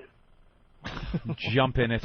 No, I just like going there just for something to do, and I like the ocean. I like to ride down and back. I don't do very much with the machines. I like watching the people do the tapes because they look kind of funny to me when they act like when they win and stuff. Opie's so right. This is the side they don't want you to see. They want you to see the glamour, the World Series of Poker with the guys. Let's bring out the $1 million and put it on the table, and these last two people are going to be playing for $1 million cash. Right. And there's Patty throwing her quarters best spent on food in this slot machine after taking a stinky bus ride with a bunch of Asians. Better to do. No, it's a bunch of old people. It's Old like- people. Yeah, I don't mind it. I ended up in Vegas with Stephen Lynch's crew when I was just wandering around the country. I took a ride from L.A. to Vegas through the desert and stuff with a bunch of L.A. dudes that looked like they were in Stone Temple Pilots. They all looked like rock stars, even though they just worked at like a Starbucks. And we're there for Stephen Lynch. He was playing, I guess it was the Hard Rock at the time. And all of a sudden, these guys, I was hanging out with them all weekend. They're like, you want to see the real Vegas? I'm like, yeah. 2, maybe 3 blocks from all the glam and glitter. Mm-hmm. Holy shit. And it's right there. It's not that far from the Strip. Yeah. Places where they say they'll accept your car title and your house title for loans. Oh, shit. Right off the Strip, Yeah. saying, we will accept whatever it is, your house. What is it called? A house? And your deed. And your deed. And then there's motels that are for like, I don't know, like $10. No joke, like $10 a night. And you got people just wandering around, just like they lost it all. I like the slot machines and the gas stations.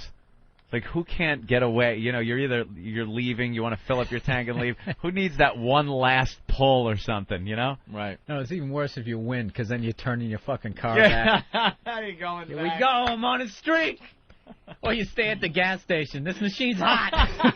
Right. Sir, at least move your car away from the pump. No, I walk away. I jinx myself. Yeah, I can't leave. Keep the car. I'm up 75. I don't know how anyone, lives in Vegas. Because when you go there, you get just pulled into it, obviously. You really do. But when you're living there and these slot machines are in grocery stores, the Starbucks, the gas stations, I don't know. How many times you got a cab driver out there and he's got a story? Oh, they all do, yep. Oh, yeah, they all fucking, I stay out of those places. Everyone that works there is like, no, I don't gamble at all. I stay away from it. No drinking. They're all born-again Christians. Yeah. I think they sold themselves into some sort of slavery out there. It was like the last roll of the dice. To the cab company. Yeah, there's some kind of slave labor. I wasn't going to go there. I did notice something during Starker Patty's phone call. She's still on the line, by the way. Yeah. I wasn't going to go there, but the phones are going nuts. They really are. There's like 5 people that have the same comment. Larry, go ahead. Hey, did anybody catch what happened there just then? He said, Eric said he didn't get on he didn't leave the bus till way after 1, yet Stalker Patty said she saw him at the taxi stand at 10 till 1. Patty. Stalker Patty. Yes. Now, It was about 10 to 1 because that's when I got off the bus and came up outside and I saw him there. See, she's standing crazy. right on, She like, knows third time. person Yeah, in crazy line. people are like, they know the time all the time. she knows every time. She does everything. She's Yeah. like anal like that. She Yeah. knows. So if she says that she saw you at 10 to 1, it was 10 to 1. Big hole in the story there. It's like the third person in line. Did he look happy? He looked kind of like tired. That would be the look. Imbibing. I think he imbibed a little too much. Imbibed. Ugh. All right. Well, there you have it. Imbibe some arsenic. All right, Thanks, guys. Punch it out. Thanks, Larry. So Stark and Patty went down to Atlantic City, and you played the slots in some dumb tournament. Anything else happen down there? No, I just had my dinner and just went to the boardwalk, went to my favorite deli because it's the one with all the dollar bills all over the counter and cash registers, so it's kind of cool. So I like to have coffee in there because the place looks cool. I saw the water and went into some of the 99-cent shops and stuff like This that. was on I like TV. it There'd be a down there. sponsorship number underneath her. Did you hear her? This is just so sad. I Isn't can't it? even make fun of her. This is just sad. I'm just wandering around the boardwalk all alone. Money on the counter. You hear the last dreaming. part? I like it. She says she walks into the 99-cent stores. Yeah, Oh. they're all over the boardwalk. They're right there. Did you buy anything? Yeah, I just got a little top to keep warm inside the casino because I forgot to bring something with me. It was like $4.99, you know. $4.99 at the 99-cent store. And did it say anything on it? Yeah, it just said Atlantic City Athletic Department. Athletic department. Oh, she's got the body of an ant. I was going to say I should have said Atlantic City Ant Farm. You athletic department. Great. And were you alone? Yes, I was. Sitting in that diner with the dollar bills on the counter, drinking her cup of coffee, just staring off with her thoughts. Yeah, what do you dream about when you're in that situation? Yeah, what is your mind? Where does it go? What if I was one of the lucky ones that hits for the jackpot or 1,000 or something, you For know? 1,000. She's just looking for a grand. What if the money on the counter was And real? how did I do with the slot tournament? I got to check about 8:30 tonight when they're posting it, so I had to run back to Caesars and go look at the list. Of course, I wasn't on it. Do you The start, lowest person was 7,000, and I only hit 44. Patty, do you start thinking about what you would spend the money on? If I won, Yeah. I don't know. I just put it in the bank until I decided what to do. What is the Just take care of something, maybe get a bigger place to live or something. What's you know? like the one materialistic thing you want? What is like the dream item that you really want to buy that you'll never think you can afford? The one item. Well, I'm already getting it, so I'm happy. What? My friend's going to give me his old computer, and I'm going to That's get not a to watch dream his item. dogs for about 3 months free, you know, when he goes away. That's not a. That's a dream item to me. Oh, Can I take a break? I don't. This is like depressing me. Isn't it depressing? But it's not depressing to her. She doesn't understand how sad this is. To her, this is great. This segment brought to you by Paxil.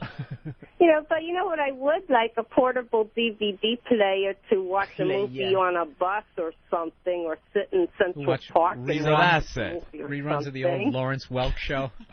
Make it even more depressing. I'm getting the box set. Patty, so a portable DVD player? Yeah, that would be one of my dream items. That's one of your dream items? To have, but it's like $400 for one, and you know you can't spend $400 for one of those. Well, Patty, we can make your dreams come true. That's right. We're the dream makers over here at There's the a Opie new and Anthony show hitting TV where they make dreams come true. Yeah. Yeah. Which, quite frankly, it's bad timing considering what happened with Hurricane Katrina. And now they're doing these stupid dreams on TV that people are hoping for. Yeah, the dreams are all small. I want socks. Yeah, right. You know, the dream Pair is of to socks, have dry socks. not like a one-room place, but like a 2 or 3 room apartment. I can have my study in one room, my bedroom in the other room. A little, you know what I study. mean? A bigger apartment would be a dream. I'm a millionaire and I don't have a study. A study. All right, Sherlock Holmes. Yeah, It was a study. Studies? I believe she's in the study. Please follow me, sir. That's one of those deals. You got to open 2 doors. You Right. can never just do the one. You got to. Right. It's all dark wood in there with books all over. What would you Fucking have? Raven. Raven, yeah, right. Yeah, I like reading. I like Suit of studying. armor in the corner. Yeah, I'm going to teach myself And a Spanish buffalo now head. without any Come lessons. into the study. What would you have in your study? Oh, well, like move my stereo in there, my little, you know, stuff, my music, whatever. I'd have my albums all on one wall, all my. Who are some of your favorite albums? Yeah. Like if you could listen to an Beatles album right ones, my Bob Dylan ones, and my Alright. treasures. My And all my treasures. books would be on another shelf, and I love reading, Yeah. Yeah. things like that. What's your And, favorite book, Patty? Oh, God, I like the classics. I'm embarrassed to say what it is, but I enjoy Five Little Peppers and how they grow. I enjoy books on life sciences and biology and stuff like that. I like reading a little bit of that Isaac Asimov, you know. Asimov? Yeah, Asimov. Isaac Asimov. Asimov? He wrote about, like, 200 books on science, behavioral Patty's science, hanging out at the 800 section in the library. Science fiction. That's what her study looks like. Novels. Well, Patty, what would you do for a DVD player? Because, Okay. Patty, I have a used DVD player. Used. To go with your used computer. Yeah, Patty. What would you do for a DVD player? I don't know. I'll go down on the beach there and do a sticker stop. Ugh. No, that's not what we have in mind. No. Why, what would you have in mind? It has to be something humiliating. You know that. She's already trotted around on her hands and knees, naked with a Krusty the Clown mask on. What more could she possibly do? I know. She's got to dump that virginity is what she's got to do. Yeah, if you dump that virginity, you could have my used DVD player. Did you go out on a date with Big A yet? No, not yet. No. Are you going to? Oh, I don't know. I mean, I do see him sometimes around, you know. You know, sociably, you know, like I see him around. Do you like the Big A? He's very nice. A very nice fellow. Oh, there might be a little love connection. Ah, a little action What do in you the think? study. What do you think, Patty? I mean, is there a little I don't spark know. there I'm on your part? You know, I don't know. I mean, Breaking news for all whackbaggers. Yeah. Stalker No. Patty likes Big A. Start the photoshops. Start the photoshops. It was Big A in the study with his cock. Let's get Big A on the line. How do we get a hold of Big A today? Does he listen every day? I want to see if Big A likes Stalker Patty. Yeah, I'm sure he's This in would a be Somebody's got to bring some excitement to this woman's life. This would be a mess. There is. Do you see what excites her? Sitting in a diner with dollar bills on the counter, probably underneath. What are they underneath? Some kind of plastic or something? Patty? yes, they're hanging up on the wall and everything. They're kind of shellacked, and some of them are kind of loose Shellacked. and hanging up. I Right. asked the guy, you don't think somebody would come in here and go plink, plank, plunk? And he says, oh, no, never had a problem. Start stealing dollars.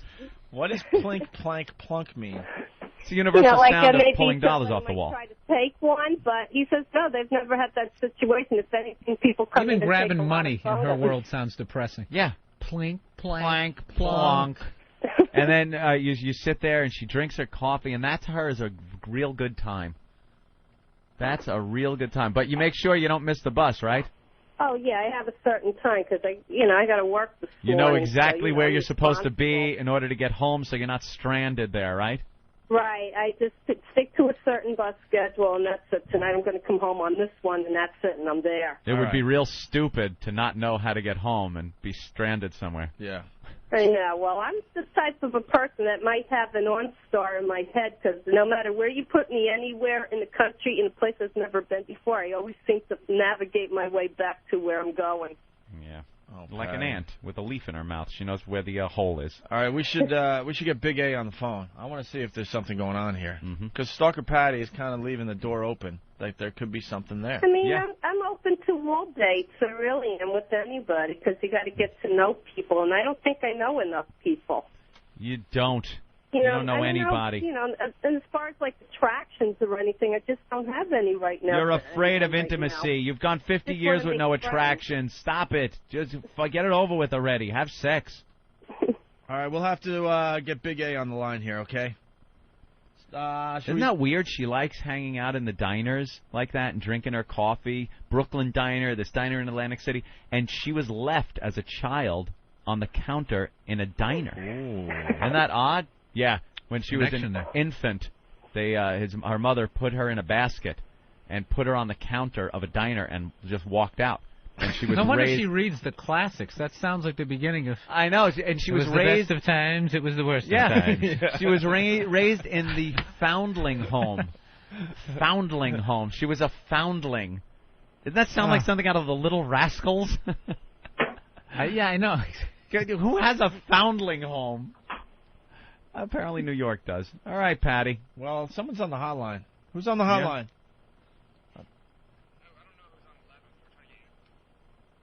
Oh, okay. Who's on 11? Who's this? Working in there.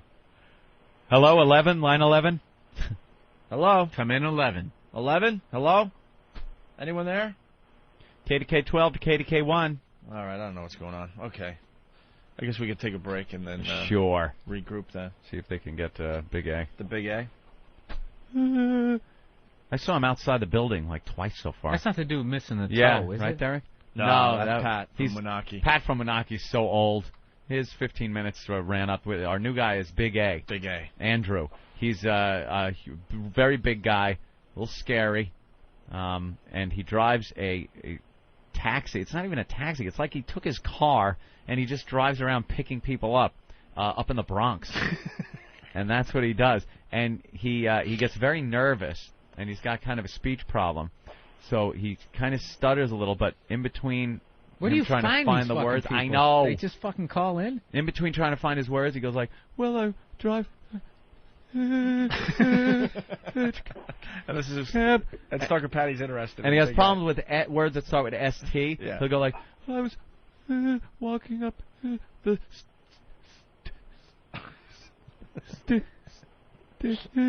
stairs. It's just frightening. This is how we discovered him. He was outside the station one day. We were doing something. Oh, we have his clip? Yeah, this is Thank the God. first time he was ever on our show. All of a sudden, we just Okay. talked to the guy. Listen to this. You going on the ride today? Actually, I just came down here to take some photos of everybody and to post on whackbag.com. How come you're not going on the ride? I didn't plan it. Go down. It's not too late. Tag along. I don't know who I could, tag along or not, but I'm just hanging out. Jesus Christ. That's him. Film their date. You'll win like a prize at an independent film festival. Those actors were brilliant. So believable. Winning awards at Sundance this year. I love you. All right, here we go. We stalled enough. We There got he Big is. A on the line. Big A. Yes. Hey, Big A. What's going on? Where are you right now? I'm on 16th, 2nd, and Central Park West.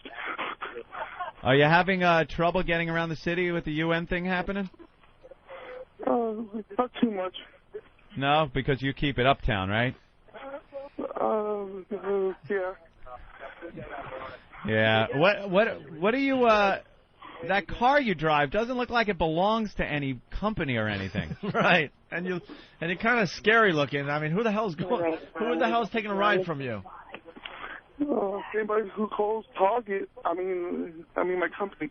It's a company, a real company. Yeah, it is a real company. Yes. And you had to buy the car yourself? No, it's a company car actually. Wow. You know what he looks like, by the way? I don't want to know. Remember when Danny DeVito played the Penguin in Batman? Oh, a little bit. A little bit. That's exactly what he looks like, man. I gotta go. I have to get ready while I'm on the phone. Stalker What? Patty, what's going on? Stalker Patty, Yes. you have to go? No. All I'm right. just getting ready to walk out the door. I got ready while I was on the phone. All right, Big A. Yes. We just want to know if you might have a little interest in Stalker Patty. Yeah, I do actually.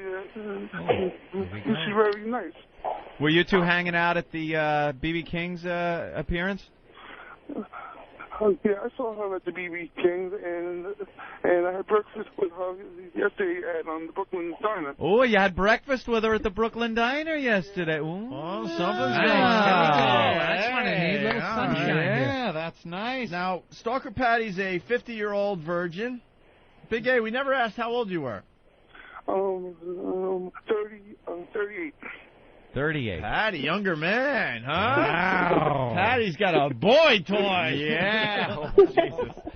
Well, I'm not Cher, so I don't believe in boy toys. All right, well, Big A, are you going to pop the question and ask her out on a real date or what?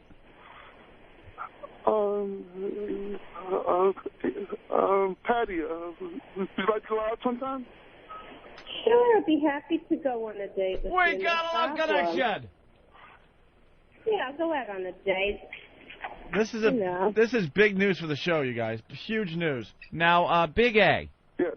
Where would you be taking the likes of Stalker Patty for a date? Take her to a diner. Yeah, where? You want to go to Paisano of Mulberry Street in the heart of Little Italy? Oh, definitely, yeah. The San Gennaro Feast is going on, I do believe. They're closing down all the streets down there. You can have some nice Italian food. Hey, Big A, when was the last time you got laid, by the way? About 2 years ago, at least. Stalker Patty, you all right with that? His sexual history? Sounds like a slut to me. Are you acting with someone so experienced? I'm really down for a date. You have to excuse me. I'm out in the hallway getting on the elevator. Hallway of what, Rikers? No, they're just fixing something in the hallway. The elevator's here. It'll be quieter in a second. What is that banging? What is that thing coming up the stairs? Yeah. They're fixing something around the corner in the hallway. I'm showing Bill Burr what Big A looks like. No. Oh, my God. I'm leaving the door. Does that double chin quiver when he goes? Yes, it does. He looks happy, though. He's a happy guy. He was waving to all his fans as he was going into the B.B. King's appearance, the Ron Fez That thing. picture's cropped too much, though. It doesn't show the sweat under that armpit that he's holding up. Right. You were a little nervous that day. I noticed you sweating a lot, Big A. All right, breaking news on the Opie and Anthony Show. Big A has asked Stalker Patty out on a date. Do we have a day we can do this to send them to Paisanos of Mulberry Street? Stalker Patty, would you? Well, Big A, you better ask her. I can't do the dirty work for you. Yeah, get to know when she's free and everything. Yeah, go ahead. Hey, Patty, today's a good day. Yeah, so I can take you out at Paisanos. That would be nice. I'm free anytime. Just let me know when. No problem. I'll call you on your cell phone. Okay. That's Close the deal, man. Get Yeah. a date. Yeah, close the deal. Let's go. Yeah, what day? Pick a day, man. And call her Stalker Patty. That's her real name, as far as the show goes. I loved this scene when it was in The Other Sister. How about on Thursday, my day off? Okay. Sounds good, huh? We'll do it Thursday. What time? Yeah, what time? Well, what time would you like me to be there or meet you? 4 or 5 o'clock. 5 o'clock would be fine. For a date, a dinner date at 4 o'clock? 4 o'clock? That's Patty. 4 or 5, you're going into dinner hour anyway. both yapping over each other. I know. Could you guys come in Thursday, the day of your date?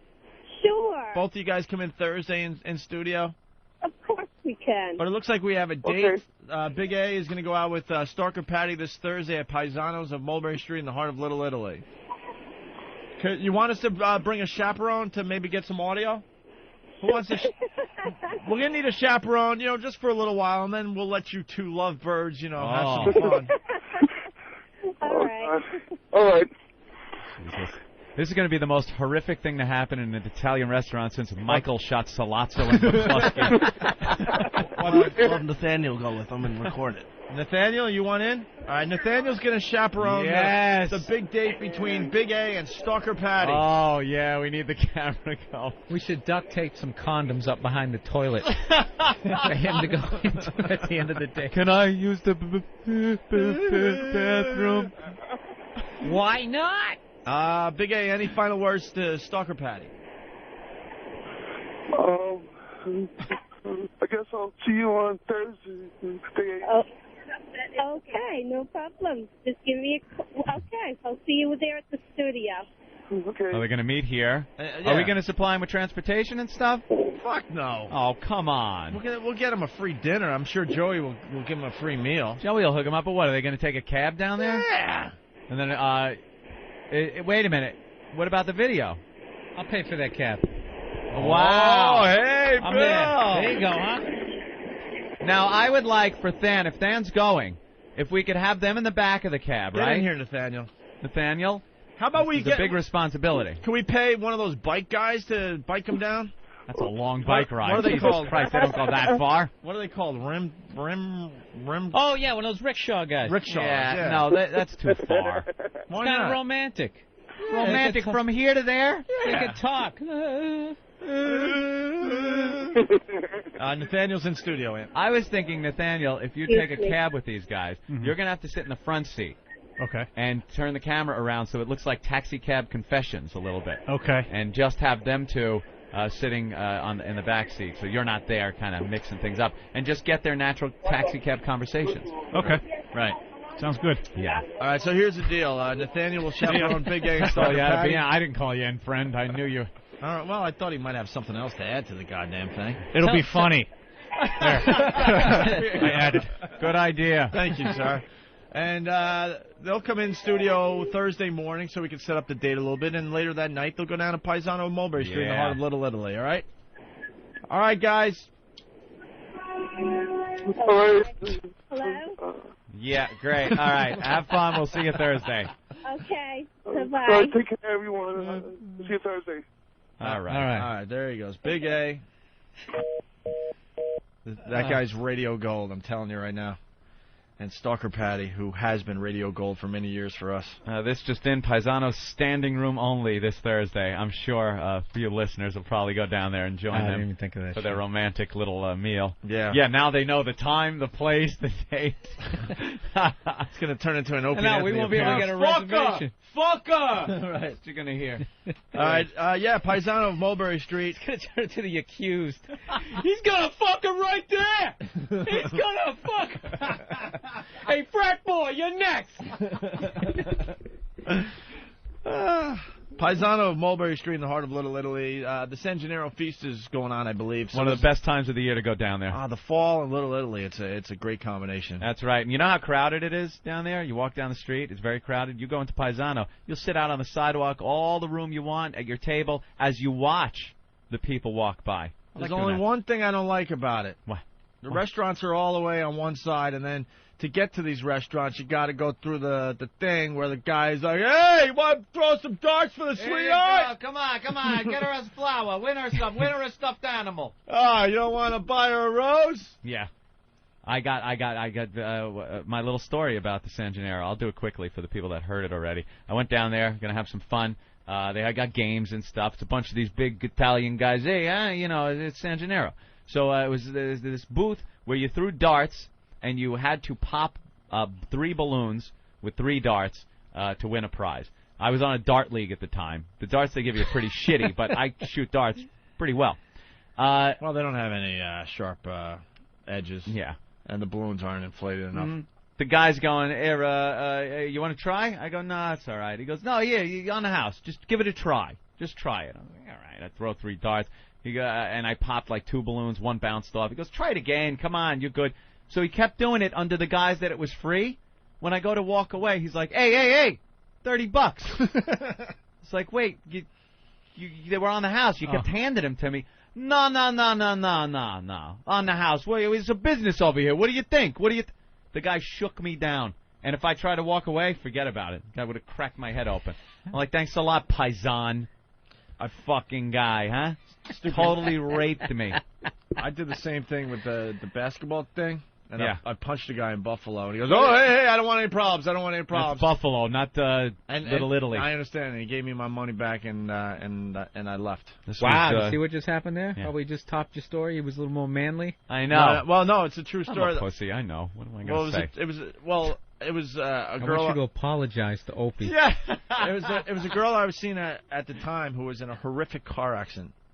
Horrific. Broke both legs, and yeah. I was right on it. I did it to myself. That's terrific. Broke both legs That's terrific. really bad, and she was basically in a hospital and recuperating at home for almost a year. It was that bad.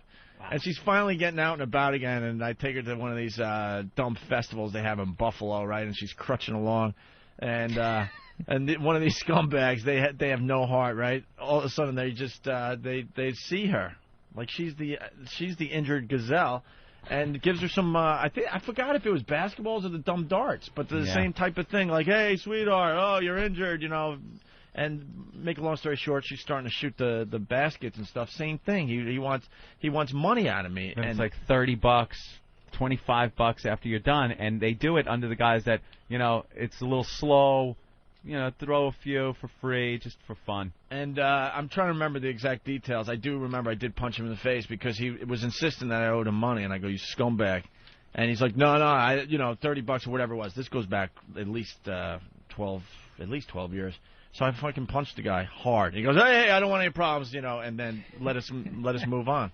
But now Giuliani cleaned it up down there, by the way, and you won't find that scammage going on anymore. That's for sure. Right. Well, it's Paisano of Mulberry Street in the heart of Little Italy. Joey's been with us for many, many years. It's a great restaurant. Oh, I've been there, I don't know, close to 100 times easily. Yep. Anthony, the same thing. Love it. I think I'm going to go down there very, very soon, actually. Thursday? Maybe Thursday. Maybe Thursday. We should pop down there and check it out. Great Italian cuisine, Anthony. Every single pasta on the menu is now under $10. Paisano, you go in there. If Joey's not there, just tell anyone in there that you heard about Paisanos from XM and Opie and Anthony, and they'll give you a free glass of wine, okay? Yep. That's a guarantee. It's open weekends till 2 a.m., You can sit out on the sidewalk, people watch. It's a great spot. Paisano of Mulberry Street in the heart of Little Italy between Grand and Hester. Call 212-965-1188. That's 212-965-1188. I know a lot of people are listening from all over the country, but you're going to be in New York one of these days. Go down there and check it out, okay? Everyone in. Joey likes to hear from the people that are out of town and heard about this from some faraway land, all right? And this Thursday, it's the place that Big A is taking Stalker Patty for their first date. First date? For their first date. All right? Paisano of Mulberry Street. Yes, Ben? Dane is here. Oh, cool. Dane Cook's here. He's going to join the festivities next. Now, what we should do as we go to break, Jim Norton is out in L.A. Bill Burr sitting in doing an unbelievable job. We're very happy that Bill's sitting in. Don't forget to watch Bill tonight on HBO. His half-hour comedy special is at midnight tonight. But Jimmy is filming an HBO series, and we're trying to keep tabs on Jimmy. He's going to be calling the program a lot as he goes through this whole process. And he'll be back on the show in a couple weeks for a week, and then he goes out there for another couple weeks. It's a whole complicated thing that's going on. But he called yesterday. That's the point I'm getting to. Yes, he did. Poor guy. Just in case, because people listen to the show at all different times, he called very early yesterday to give us our first update. You know, if you remember, he was very happy. He was going out to L.A. He had an apartment all set that his manager got him, and he was ready, for the first table read for the HBO series.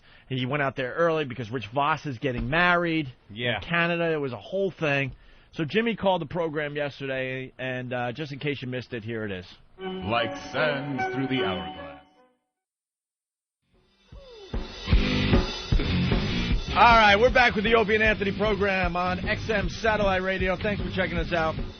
It's a virus, the O&A virus, spreading across America, slowly but surely, getting more gooder every day, I got to tell you. More gooder.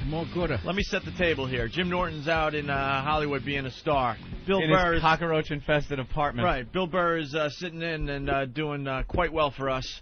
He's going to be on HBO tonight. His half-hour comedy special is at midnight. We want to just push that a lot. We want a lot of people to check that out tonight.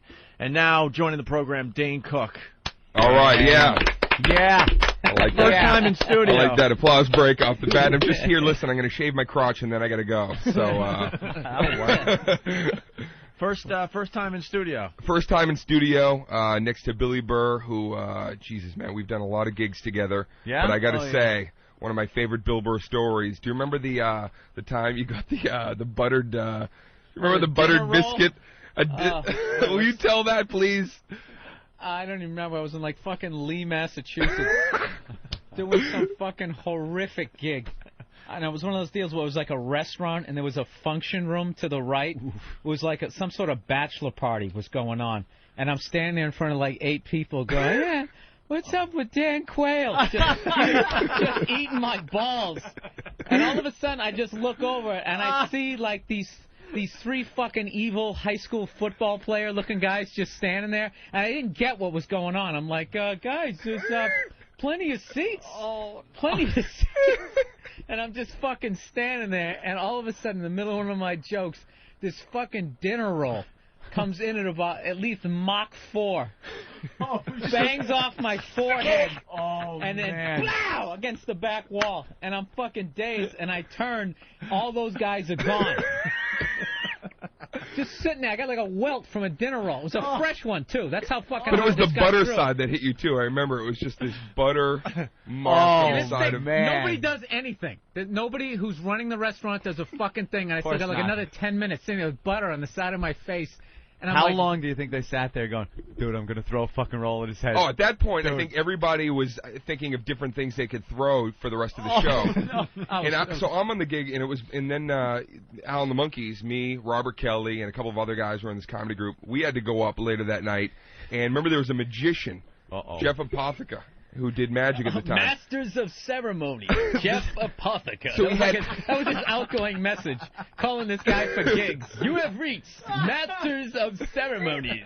And he's fucking Lee, Massachusetts, like he's fucking Billy But he had Graham like a or something. bedazzled jacket with like, God. you know, and so he's got all his stuff set up like previously on stage, like, you know, all these cards, you know, giant Joker card. And you remember Bobby just goes up on stage, and because Bobby's set wasn't going great, he just starts picking up this guy's act and like he's pulling the shit out. He's like, oh, there's a fake dove in here. And this guy's just standing there watching Bobby, and this is the exact quote. You see the color leave his face, and he goes, my illusions.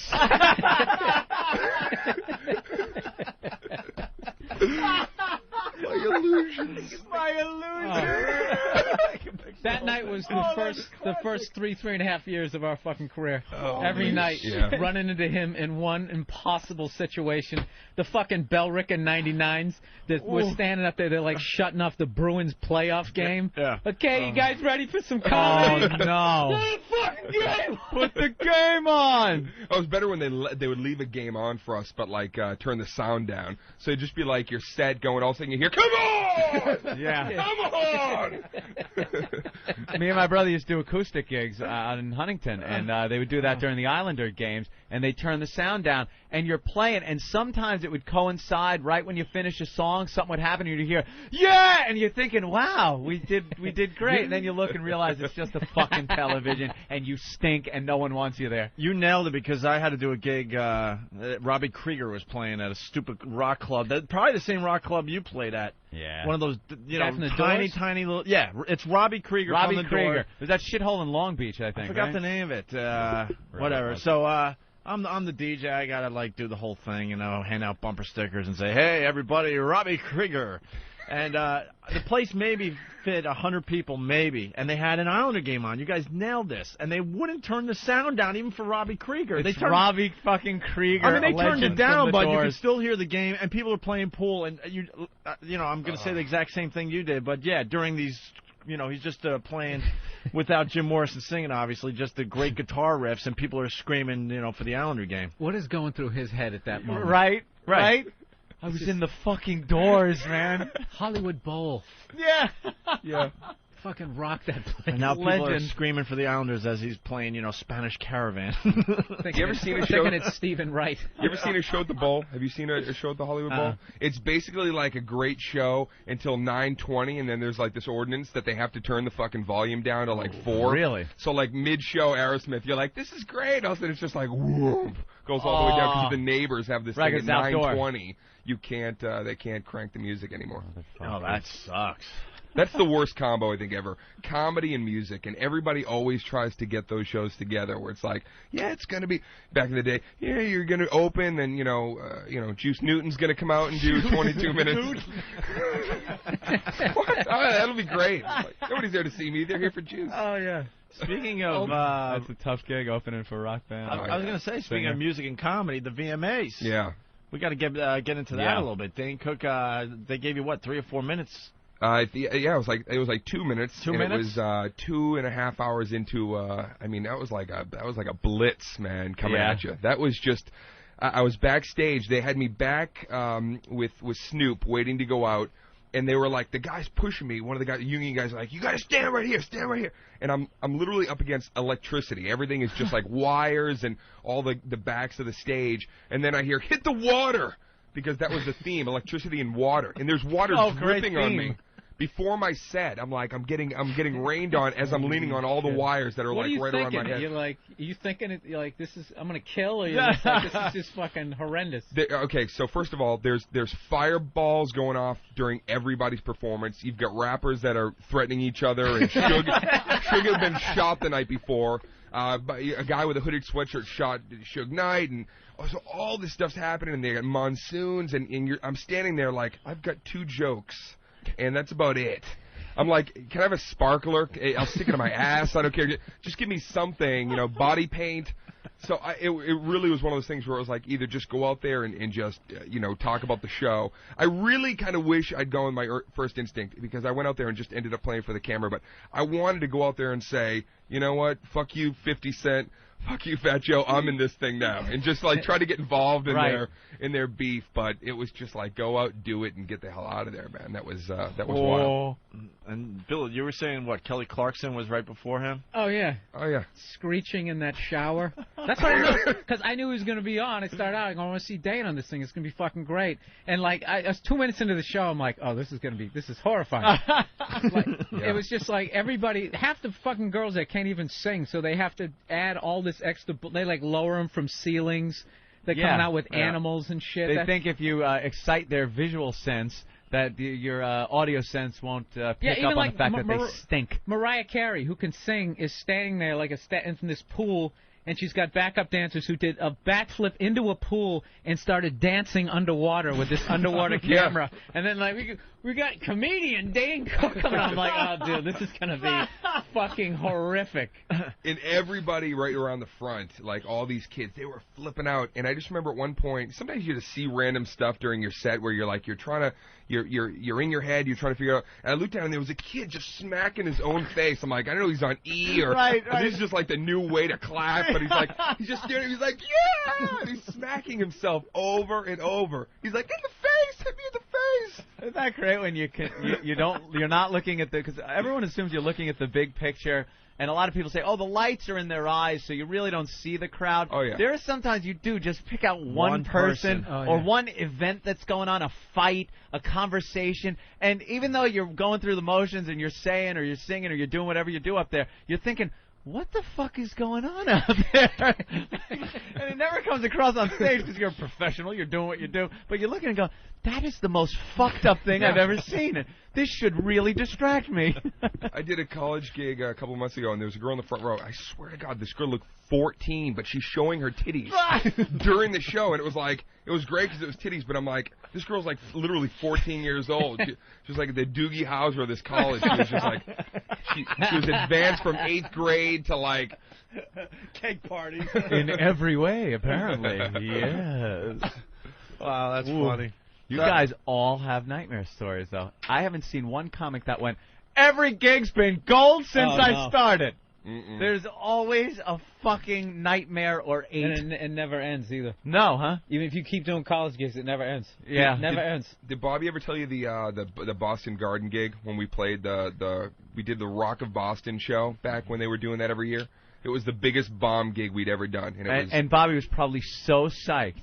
Oh, Bobby was, he was, it was the group again. We were doing this, every year they did the Rock of Boston, and they're like, we're going to put you on, again, music and comedy. Yeah, you're going to be on right before Fish. It's 2 hours into the show. It was like, Extreme's going to go on, and then you... I was actually in the crowd for that. I don't even know why. No, you're always at the worst possible situation. I swear to God. Billy's like, I'm going to tune in. I'm like, don't fucking tune in, Burr. When Billy says I'm going to be at the gig or tune in, I know I'm in trouble. That was early on. He didn't. No, I was like everyone else. I was going there for the music. And right, then like everyone else. I already had tickets. At least he's being honest. No, I didn't know that they were going to be on that. And then all of a sudden it's just like, yeah, dude, we're going to be doing that. So literally, it was one another thing. 2 minutes into the show, I'm like, how the fuck are they going to do, like, there's like 20,000 people there. Oh, man. There's like this improv group. They bring us out, okay, and when they first announced that we were going to go out and perform, people didn't know we were comedy. I think they thought we were like an a cappella group. So at first everyone's like, And we're like, we've arrived, man. They really care. So we get out there. We've got these awful lapel mics on. There's 4 of us. And I'll never forget, Bobby's up there, and Bobby goes up to the mic, and he's like, yeah, we're going to do some improv. We're going to blah, blah, blah. And it's the garden, so the sound is awful. It's just echoing. You can't hear anything anyone's saying. Nothing. And about a minute in, you feel the entire, you feel people looking at each other going, they're not going to sing. They're, trying to do comedy. And I'm telling you, it was 3, 2, 1, and all of a sudden, lighters, a million lighters just came whipping in lighters in shoes. People sacrificing their shoes. Well, that's what I'm thinking. I'm getting pelted with lighters, but I'm like, did they bring extra shoes to throw? Or are they so angry that they're taking that they don't even care they're going to be walking home without shoes? I mean, upper deck shit littering. Wow. You guys were in that kung fu bit. And Al would stand off stage. He remembers the bit you were in. The sounds and they're like, we'll kill you now, and we're acting out. All right, acted out with somebody else doing the same. Oh no! And so we're getting hit and all this stuff and lighters, and then finally, we're getting Shana Nanad right at that point, right? It's hey, goodbye. Hey, goodbye. Yep. Bobby goes up to the mic and he's like, I want to say something. Oh no! And they actually shut up. The whole crowd stops. And I'm like, Bobby's my hero at this point, right? I'm staring at this kid. He's got his long Rico Suave hair down to his fucking asshole, right? He's looking like Crystal Gale. And he's like, I want to say something right now. And then everyone shuts up and he goes, we didn't come here to ruin your night. Oh, no. Bobby starts getting defensive. Yeah. And then he goes like this. He goes, and we're going to leave. And of course they're like, yeah. Yeah. And he goes, after the next 2 skits that we're here to do. And it was more lighters and shoes. Holy shit, what a nightmare. Wow. A set of balls walking up to the mic like that. No. That is really fun. Oh, and it's music and home comedy. turf for him. No more music and comedy, please. No, especially like a fish show.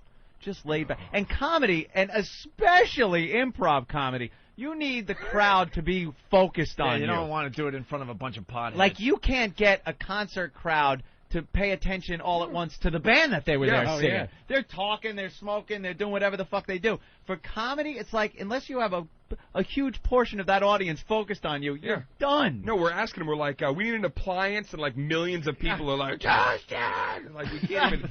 I think I heard a microwave. I think I heard 1,000 people yelling shit at us right now.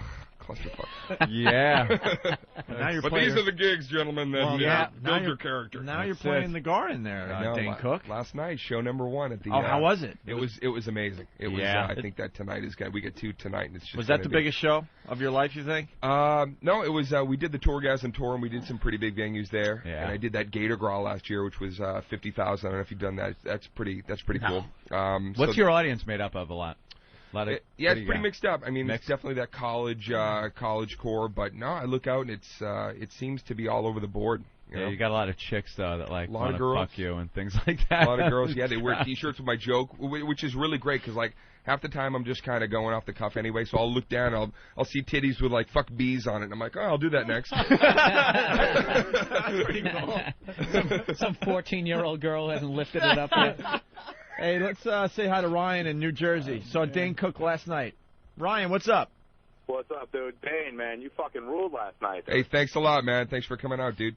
Yeah, dude, Bob Kelly ruled, too. My girlfriend doesn't even like O&A and none of that shit, but last night, man, she fucking loves Kelly, loves you, and now I think she's an O&A fan.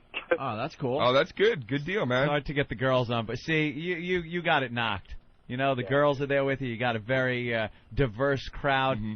Us, it's a cock fest. It's just yeah, fucking A, guys. And the girls, they hate it, and I don't know what we're doing. We're trying to soften our delivery a little bit so we could have more women out there. Yeah, that's not working at all. Let's bring some girls down to the studio. We're going to do hugs. We're going to do free hugs every hour. Come on down. Well, we noticed since Jimmy's been gone the past couple of days, girls have warmed up to us a little bit. We had girls in the studio that were willing to take all their clothes off, which is always a good thing. A girl called up to play Guess What's in My Pants.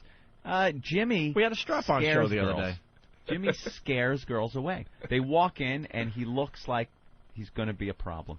He looks like no matter what they do, he's going to want to go one step more than they're willing to go. Yeah. Like they could want to take their like the girls the other day. They came in completely naked, took that wiffle ball bat right up there, lubed it up, and stuck it right inside them, and we measured how deep it went. Everything fine. With Jimmy, they're probably thinking, he's going to want to stick it up my ass.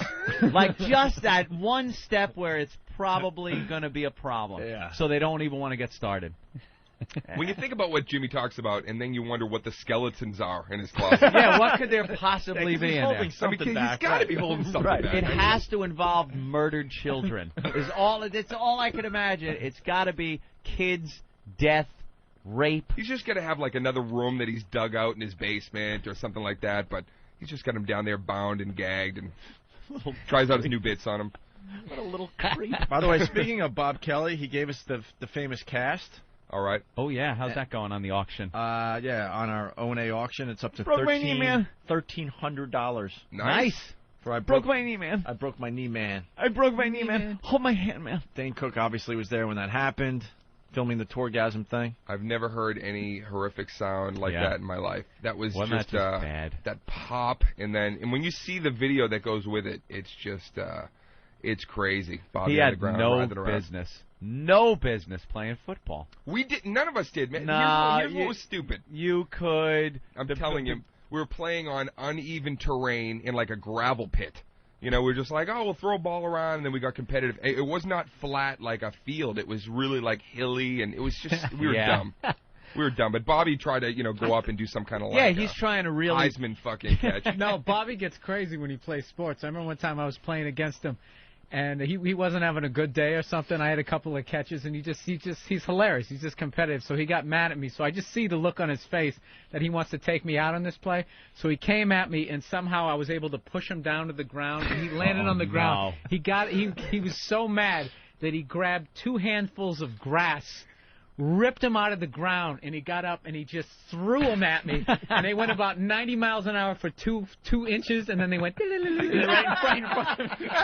I just remember this black kid who was on my team goes, "Yo, he bugging!" He had to go back to the huddle. He's trying to hit you with like confetti. Oh yeah, he was unbelievable. What is that going to do? The rage. Angry little guy. He's the most competitive guy I know. And I admit, I'm pretty competitive, but we had when we used to have a game back in '93, I don't know if, Bill, you were part of this awful, horrible thing. It was called Punch Each Other in the Asshole. No, I would have remembered that. Yeah, that's something you don't forget. Okay, so we started this thing where we would just start randomly, if the other one was walking in front of you up the stairs, we would not just punch. We would uppercut and try to hit taint, try to hit anything we could. Full tilt boogie punch into your asshole. And it became like Bobby and I being so competitive about it that we actually had to sit down, I'll never forget, sit down and have a very serious conversation about it, where it involved us looking at each other going, we gotta stop punching each other. This is really like, can we call it even? Are we, we have to stop doing this. And we couldn't. I mean, for the longest time, we just still had to and we wanted to make each other like shit our pants. It was like a full, like a real, like the hardest hit you could imagine. I want to know how that starts. One of you had to come up with it. You didn't both come up with the idea at the same exact time. Who punched whose ass and it's first? pretty brave That's to what be the road the will do person. to you, man. I was gonna say it's pretty brave for the person to introduce that to other guys. Yeah. Hey Yeah, guys, the I got punch a in the great ass. new idea Kind of for us to original. pass the time. I would think to do the classic leg sweep. If No. someone was Yeah, in front yeah. of me, I would never. We used to do blindside tackle. One guy would be on all fours behind someone, and then you knock him over the guy. Oh yeah. With that, when he Then was the bottom of the shoe kick. When you're behind somebody and they're walking, they step the and you flat kick tire. the bottom of their shoe, and they do like a Nazi goose step with one foot. It goes flying. Or the flat tire where you just step on the back of their shoe and take off their Achilles the tendon. cross check into the locker. Yeah, He could be that's always looking a good down one. for his notebook. Yeah. Oh yeah. Those unforgiving metal Yep. lockers. I like the coin slap. Anytime somebody's counting their change, you're like, what do you think I can? You just get it underneath. It's just like this rainbow of currency. You had your guys doing a lot of activities on tour there. I saw the saw the scooter We would have race. slept all day. I mean, that was the thing. It was like, these guys hated me because I'm going, every day we're going to get up, and, just for the sake of filming during the day, because we'd sleep until, the crack They had of some 3. mean things to say about you though, there, Dane. That you were working them boy. hard in between shows. Horseback riding. What else? Oh, did we you guys do? trashed Bob for that shit. Yeah. I opened the for football. Charlie Murphy, but Yep. at no point Oh, that's did he, what it did was, he right. make me do activities. My day was mine. He didn't call me up. Yo, we're playing checkers this morning. Get your ass down here, bitch. It looks like it's going to be a great video when it finally comes out. I was watching the video portion of your package, Jesus, the Dane Cook CD, DVD thing on the way to L.A. with the shorties and the preview for Torgasm. It looks like it's going to be a good thing when it finally comes out. Everyone's been saying that you got a clip of Bobby laying on the ground. It's something about Bobby with his knee. Yeah, just screaming and stuff. Yeah, we have that. We filmed that, and the scooter race though. I saw who took a dive on that. Was that you? That was me, man. Yeah, that was really nasty. That was day one, and we had these little electronic scooters, and it was just it's gonna be great. We're gonna be racing again, me and Bobby. And Bobby, very competitive again, sticks his fucking foot right back into my tire. He says he didn't do it on purpose, but if you look, you kind of see him kind of look back, and I think he aimed it so he could jam my tire, and I, of course, went over and cracked. Electric scooters, and Bobby's acting like it's the Road Warrior. Bobby, he's a winner. He will figure out how to come out on top. Yeah. He hates to lose. Yeah. Go for him. Very competitive. Yeah, we did On, activities. Kimmel. That's right. I saw it on Kimmel. Yeah. Is that where that was at? Yeah, okay. just face first. Dude, the asphalt. And Dink, you were in Rolling Stone recently. The CD's like selling like crazy. What is it up to now? Because we've all been paying attention, going, holy shit. The first week it was like what, close to 250,000 copies sold or something like that. I'm trying to think. I like the. We went gold. We went gold. I like the I don't know when they know the exact number. Barry Katz knows exactly how many units. Of course he does. He knows exactly. But the gold, CD, really? The CD's gotten gold. Yeah, went gold. You can't really call it a CD because you have the DVD in there and all sorts of stuff. But yeah. What is it? Half a million? It's gold or a million? With the double album, we've shipped almost 500,000. So once you hit 250, that's gold on a double, and then platinum is probably a few weeks away. Yeah. Yeah. That's amazing. I know, man. I sold 3 of my CDs off my website. I bought 2 of them. Pretty proud of that. You want them back? It's just amazing because people are just not autograph them to you. People are just not buying CDs, obviously, like they used to. So a comedy CD to sell that much, that's just phenomenal. Yeah, somehow the CD, I've noticed, like I said, in like the last few months, all of a sudden you go to a college and it's like you're holding up like a fucking 8-track. Oh, you were saying that the other day, yesterday, right? Yeah. It's just, now they all want like a DVD because they can get the shit for free somehow, you know? Yeah, somehow. Just ask Steve. He knows. Let's say hi to... Burn anything for us. Yeah, Mike on Long Island. Mike, what's up? Hey, boys, how you doing? All right, hey. What's up? Good. Dan, I was at a show last night. Wonderful job. Thank you, dude. How do you feel when people applaud for bits you're about to do? Oh, yeah. All you said was, I went to a party, and the place blew up. Right. I mean, you know what? It's flattering, of course, when people, kind of hear their, you feel like a little like Bon Jovi. It's like, you guys know Bad Medicine? And everybody just starts. But, that's why, dude, I like to kind of, I always try to improvise with stuff and really not really know exactly where I'm going with it, because at least that makes it interesting. If you've heard the bit before, there's something in there you're like, oh, I never heard that part, or it takes on kind of a new energy with every crowd. But it's cool, man. It's definitely I did that one bit last night where I threw the mic out and they finished the I did the setup and then they finished the punch, and that was, I've never really done anything like that. Wow. That was kind of wild. Yeah. We've talked to Brian Regan about that. He goes, it's frustrating when people are yelling out the punchline of jokes. Saying, cup of dirt, do cup of dirt. And Brian's like, well, that's the punchline. Yeah. All right, I'll do it. Big yellow one's the sun. Yeah, exactly.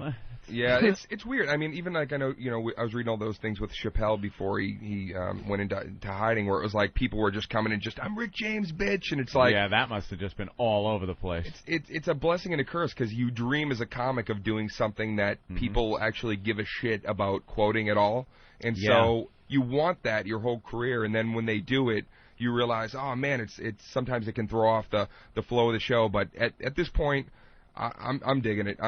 Well, you got to be, and it's great it. to be huge and on top like that. Are you thinking about something like burnout or overexposure, shit like that, where you go, what do you do about that? I'm just at this point, really things are just starting to roll, so I'm certainly Enjoy not the ride. Yeah, I'm just whatever. I got to take it right to the end. He's going into movies next. Is that it? Do some flicks. Yeah. He offers. He'll be the next. Yeah. He'll be the next guy that just leaves his comedy behind and never leave comedy behind. And does the movie thing. No, I definitely am going to start doing some more flicks, but Awesome. comedy is. How many comedy's- lame offers have you had for like sitcoms and movies that are just like, stop it? Here's the worst pitch I ever had. A guy brought me in a few years ago, and he goes, "We're really excited. We want you to do this shit." I'll never forget. Look at it. I wanted to fucking kill you, man. I got Barry next to me. And Well, Barry's can we like, get Barry "This is on the gonna- air? Barry, we love when Oh, you come on the Barry, air with us. Come on. This is gonna be the best pitch you've ever. Everyone heard, imitates man." Barry, and when we do it, no one understands who we're imitating. Well, but we have him in studio today. So You have to see him. He's the only guy I know who wipes his teeth while he's talking to you. Listen, so the guy brings us in, and he goes, "Here's the show." And this was the actual pitch. He goes, "Okay, you're a teacher. You're like a substitute teacher." And so far, I'm like, okay, that hasn't been done, a million times. But yeah. And he's like, "And the kids love you, but here's the deal. You're magic." What? And I'm like, okay, I do magic? He goes, no. You're magical. You're Mr. Whiz. That was the name of the show. You're Mr. Whiz. And he had me driving like a rainbow VW Bug, and I do my spells on the kids, and I mean, it was just Wow. to sit there and hear this. You're like, have you seen my stand-up? First of all, am I doing Wow. anything like what you're talking about? Mr. Whiz. I'm Mr. Whiz every week. I think I was on notice for a month after that. And, well, you should have been. Why Barry set up the man? That is horrible. And what year was this Barry. about? Buddy, This you're going to was- be a big star. 98 or 90. I don't know. It was, 98. just, Well, it was you know, bad. it just would have been bad effects, like bad cheap sitcom special effects for your magic. Yeah, where you stay still. Yeah. And then they put the other person who's supposed to appear around you, but that But you kind you've of see moved that you a little bit in between. Some awful time slot. You're on right after Sabrina, the teenage witch. That's your lead-in. You've made two of yourselves, and you have to talk to each other, and there's got to be a wall line between the two of you. There's always a where they talking- superimpose you. Talking animal. I got like a llama as a pet, and he's got those real creepy mannequin eyes. And Wow, that is a bad pitch.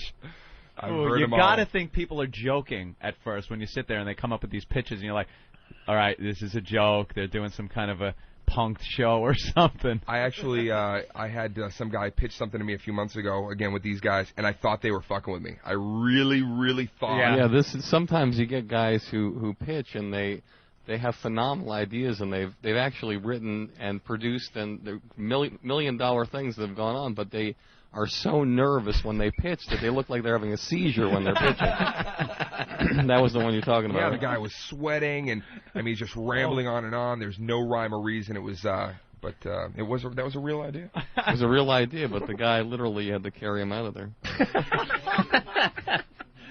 I was on notice again. Yeah, I'm sure. Yeah.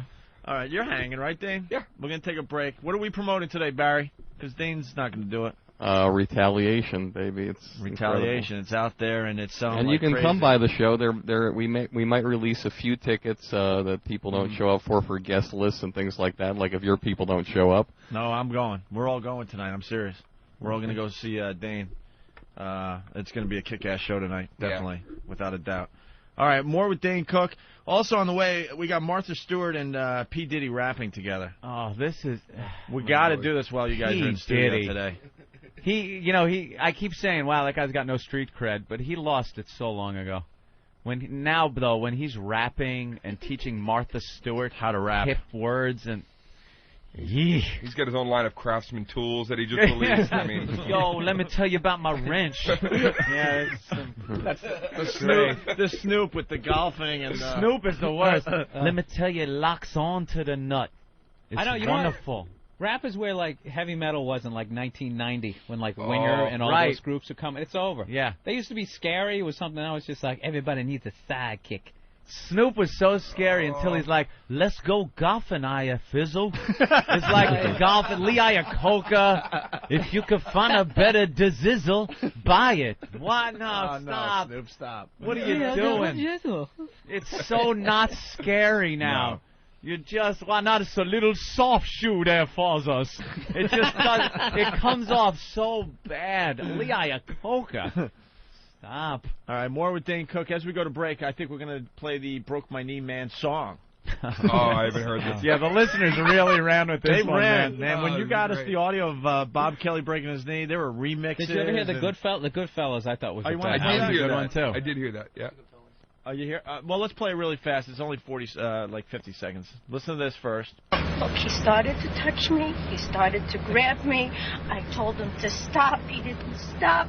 I hit him back. And then he got really angry. He pushed me out of the car. What do you want, fucko? You want something? Huh? What are you doing?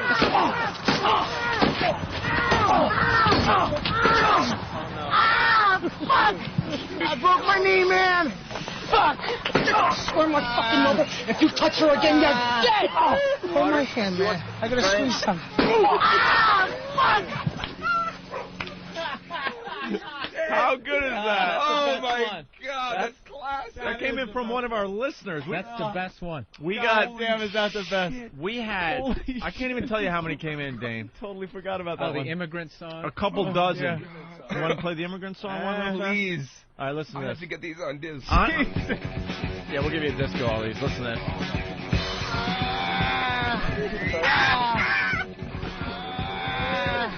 I broke my knee, man! Fuck! I broke my knee, man! I broke my fucking knee, dude! I broke it, dude. I felt the crack. Fuck! I broke my leg. I broke it.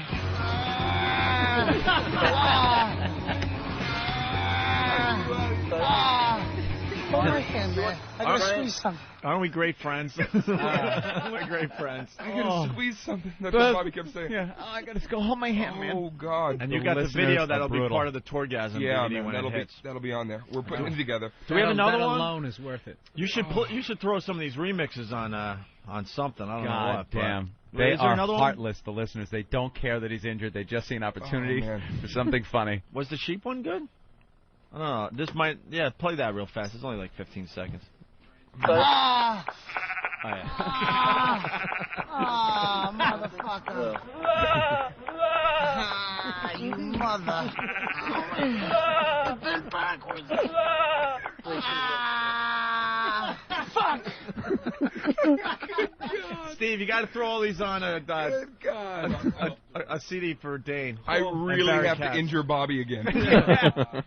I think that was it. We have so many. I'm trying to remember some of the better ones. Oh, God. That man. Goodfellas one is so goddamn that's funny. the one. It fits perfectly. Best one ever. Mm-hmm. I have to say, man, the thing that, I got to give Bobby props. Anybody else would have left that tour that night. And he got back on a non-stop moving bus, and he's on there with his fucking wobbly leg. And so he hung in there, man. That was great. We'll play the Broke My Knee song going into break. Maybe some more remixes, but definitely more with Dane Cook in just a bit. Down, you way down.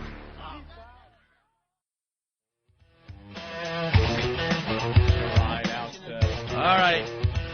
Very, very busy day on the Opie and Anthony program today. Bill Burr in studio.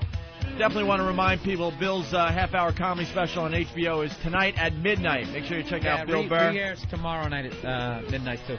Well, I got the on-demand, so I'll be watching it Sunday morning when I wake up. In your slippers. And, of course, Dane Cook playing Madison Square Garden tonight. It's a nice little room. Not bad. Yeah. Jesus Christ. Playing the Garden. Where is that? It's no Carnegie Hall, but it's...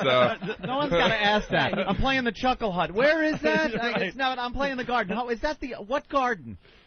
The fucking Garden. That's fantastic. I think last time, who said it? It's great to not have the words ha-ha in the phone number. Yeah. Oh, that's good. And, of course, the CD/DVD is called Retaliation. Dane Cook selling like hotcakes. Yes. Were hotcakes ever really selling? Was there like a time in history when it must have been. were just for that saying to be there? There must have been one time where like we're fresh out again. Jesus, comedy clubs really do have some of the worst fucking names. I worked a place, Side Splitters.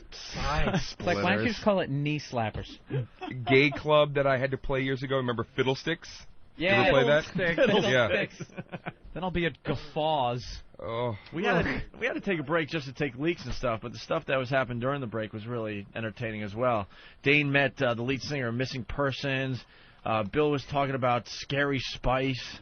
Oh, opening up for Winona Judd. Just talking about Winona Judd outside at a racetrack at like 12 noon. Yeah, 12 noon at a racetrack. The cars or horse? What was it? A horse. Horse it was like track? a horse track, and I'm standing up there just bombing. You can't shit on the crowd because it's No. her audience, and you don't want to. You need the gig at that point. Yeah. So you're doing Yep. it. And I'm standing there. There's people kind of filing in, and there's this lesbian, biker-looking chick. My whole set, she's just standing there chanting, "Why no, no? Why no, no?" Oh, God. And you just want to be, you fucking whore. You just want to go off on her, and you can't. You got to be actually cordial. Yeah. You felt do that? like a game show host. How do you not, first of all, have a nervous breakdown before you go out on stage? And how do you even step out onto that stage? I That's actually where learned- you comics, I don't even know how. Yeah. People ask me, they go, "Why don't you try stand-up?" I go, are you insane? To have to do something like that, where you know the gig is it's noon at a horse race track Yeah. to a crowd that wants to see Winona Judd, and you actually make your legs work and walk out onto a stage. How do you do it? I literally learned how to bomb gracefully on that gig. I'll never forget it. I was sitting there. I was just eating my balls, just feeling like an asshole. And somewhere in the middle of it, I swear to God, I just started imagining Patrice O'Neill, Keith Robinson, and Jim Norton sitting in the back watching me, laughing at me. And I somehow started laughing at myself. How fucking ridiculous. I mean, I was in the middle of my set at one point. Out of nowhere, they all just go, "Ah!" screamed. And I'm like, I thought my fly was down. I turned around. Way in the background was a carnival. And some guy was on that ride where you get shot into the fucking air, and I guess that went up and over me from behind. I just started doing this self-deprecating, how pathetic my career was, and I was able to I handled that lady in a roundabout way, called her a lesbian, which of course the whole country audience loved. Yeah. I said something about her haircut, how short it was, and people knew what I was alluding to. So, country people, fuck the queers. I got him on my side. But it was brutal. I have no clue how you do that. That's what I do now. Case. Anytime I'm horrible, I just picture I'll picture somebody I know just laughing. Yeah, that's a good one. That's how you got through like the beginning ones. Like as you're going up at the fucking Bellrica 99 and the game's on, it's like. I've been watching him bombing, and it's like you want to laugh, but it's like you're going up there too. It's like you got an ass kicking coming, so you're almost jealous. Like fuck, these guys love when he's going to be done. Getting it over with. He's halfway through it. These guys love when their own bomb. That's the one thing I learned, hanging out with a lot of comedians. You guys love when someone's eating. Yeah, it's you almost it's like sport to you guys. Oh yeah, it's fair game with each other. It's almost like the way black guys can call each other the N-word and like it's cool. Like comics can be like, dude, you stink, you bombed, and it's like, yeah, it was good, huh? But anybody else says it. Do you know like the worst heckle like you've ever gotten? Do you keep that on tap? Like the worst thing that anybody's ever yelled? Oh, really? Like the most bizarre one I ever got. I was at Dangerfield's third show. On a Saturday night, there's like fucking 30 people there. That place is the worst to do comedy. Yeah. So there's these three angry white dudes in the back, and you just can feel their rage. Ghosts are walking out during your set. It looks like a funeral home, man. I know. It's like you can just feel the rage in these guys. And I hear them talking, and I know they're fucking talking about me, and I'm like, dude, don't go there. Don't talk to them. After a while, I just couldn't. I finally just said, you guys, what's your problem, man? You're just talking. What's going on? And this dude, this most bizarre heckle ever, he goes, anything red and on stage is a faggot. And it was so fucking bizarre. I didn't even have a comeback to it. What the hell is that? But it was like brilliant. And I was sitting there going like, and he was so angry the way he said it. I knew if I just said one thing back to him, I had a fist in my face. Yeah. So I somehow had to just go back into my act. So I got a computer recently and just completely blew it off. I had a guy at Dublin's one night. He was sitting in the front row. And he was really, really despondent, and he's drunk, and he's talking to himself, and he turned his chair away from the stage, but he's right up front, so he's facing the crowd. He's like doing little monologues to himself and trying to like the show's on him.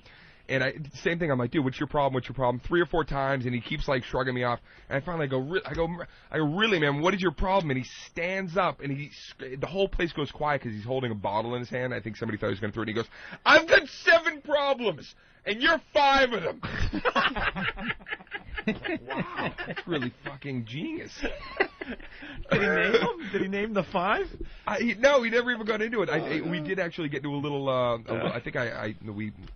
Wow. Fight up front. Why are those people there? Like, I don't get why they're even there.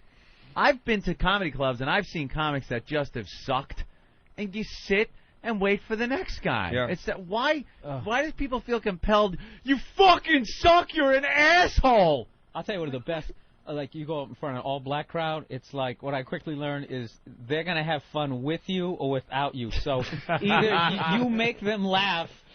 It's the when you bomb from a black crowd, it's like the joke bombs.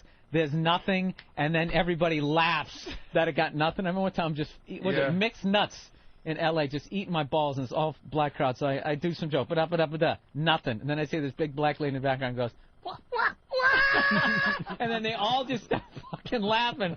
And once again, I don't address it. I go into my next song. I fucking just dry mouth.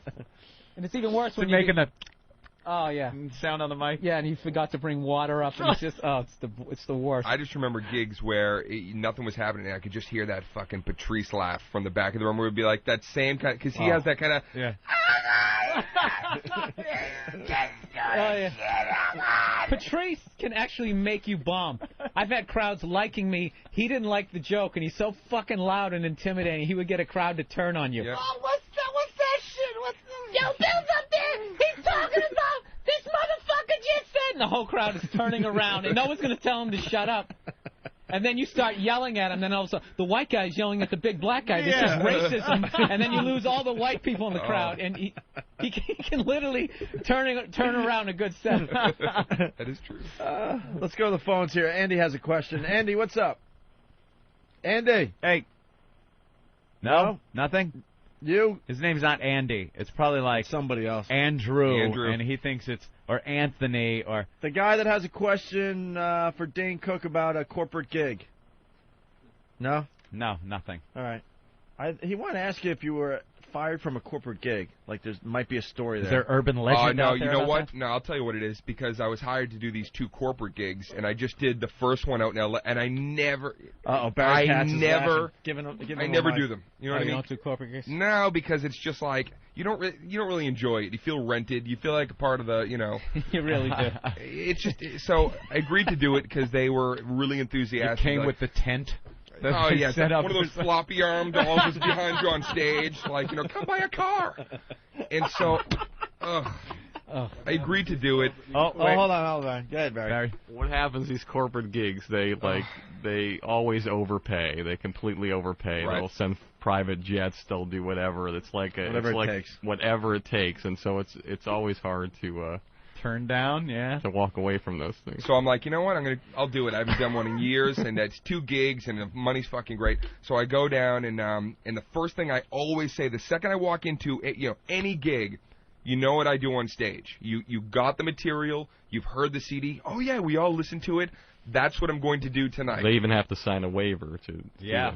So I do the show. I do my show. Exactly the same way. And the crowd's laughing. They're into it. Actually, I didn't think it wasn't so bad. They weren't. But of course, the president of the deal comes. But you got a full standing ovation at the end. No. The show was good for that environment. And then they came up and they're like, we just want to talk to you about the content. Oh boy. The president of the company was not too enthused. And then I'm like, okay. And he goes, if we make you a list for the next show of things, and I was like. No. I'm not the guy for you. Obviously, you should, call somebody who can come in and do what you need. But it's like, I gave you the shit. Watch the stuff. You know what I mean? And if I'm not now your cup of Dustin tea, Diamond is doing the gig. Yeah. Oh. No, I'm just kidding. I wouldn't have doubted it, though. So, no, I wasn't Did you get fired. paid for the whole thing? No, I got paid for the first show. I told him, see you later. Keep the other half, and Good for you, it was a mutual walk away. Someone's head rolled for that, too. Someone got the axe. Who was the head of entertainment for that corporate gig? It was some Missy down in personnel. And it could literally be just one little thing, and then they'll try not to pay you. Yeah? Oh, yeah. All kinds of things can happen. Let's say hi to Sarah. Get the Bacon Brothers. They'll do it. Remember we saw the Bacon Brothers at one of those. They're on morning TV yesterday gigs promoting their singing thing. Hey, Sarah, what's up? Hey, guys. I was at the Dane Cook and Bob Kelly show last night. Granted, it wasn't exactly, Bob Kelly show, but it was so funny. My friend and I had such a great time, and I just wanted to tell them that you guys were awesome. And afterwards, it was, we thought it was pretty hysterical. These 2 fat chicks come up to my friend Britt and I, and they're like, we just flirted our way in and blah, blah, blah. And I looked at them and I'm like, you look like you got in because you're one of Maury Povich's special children.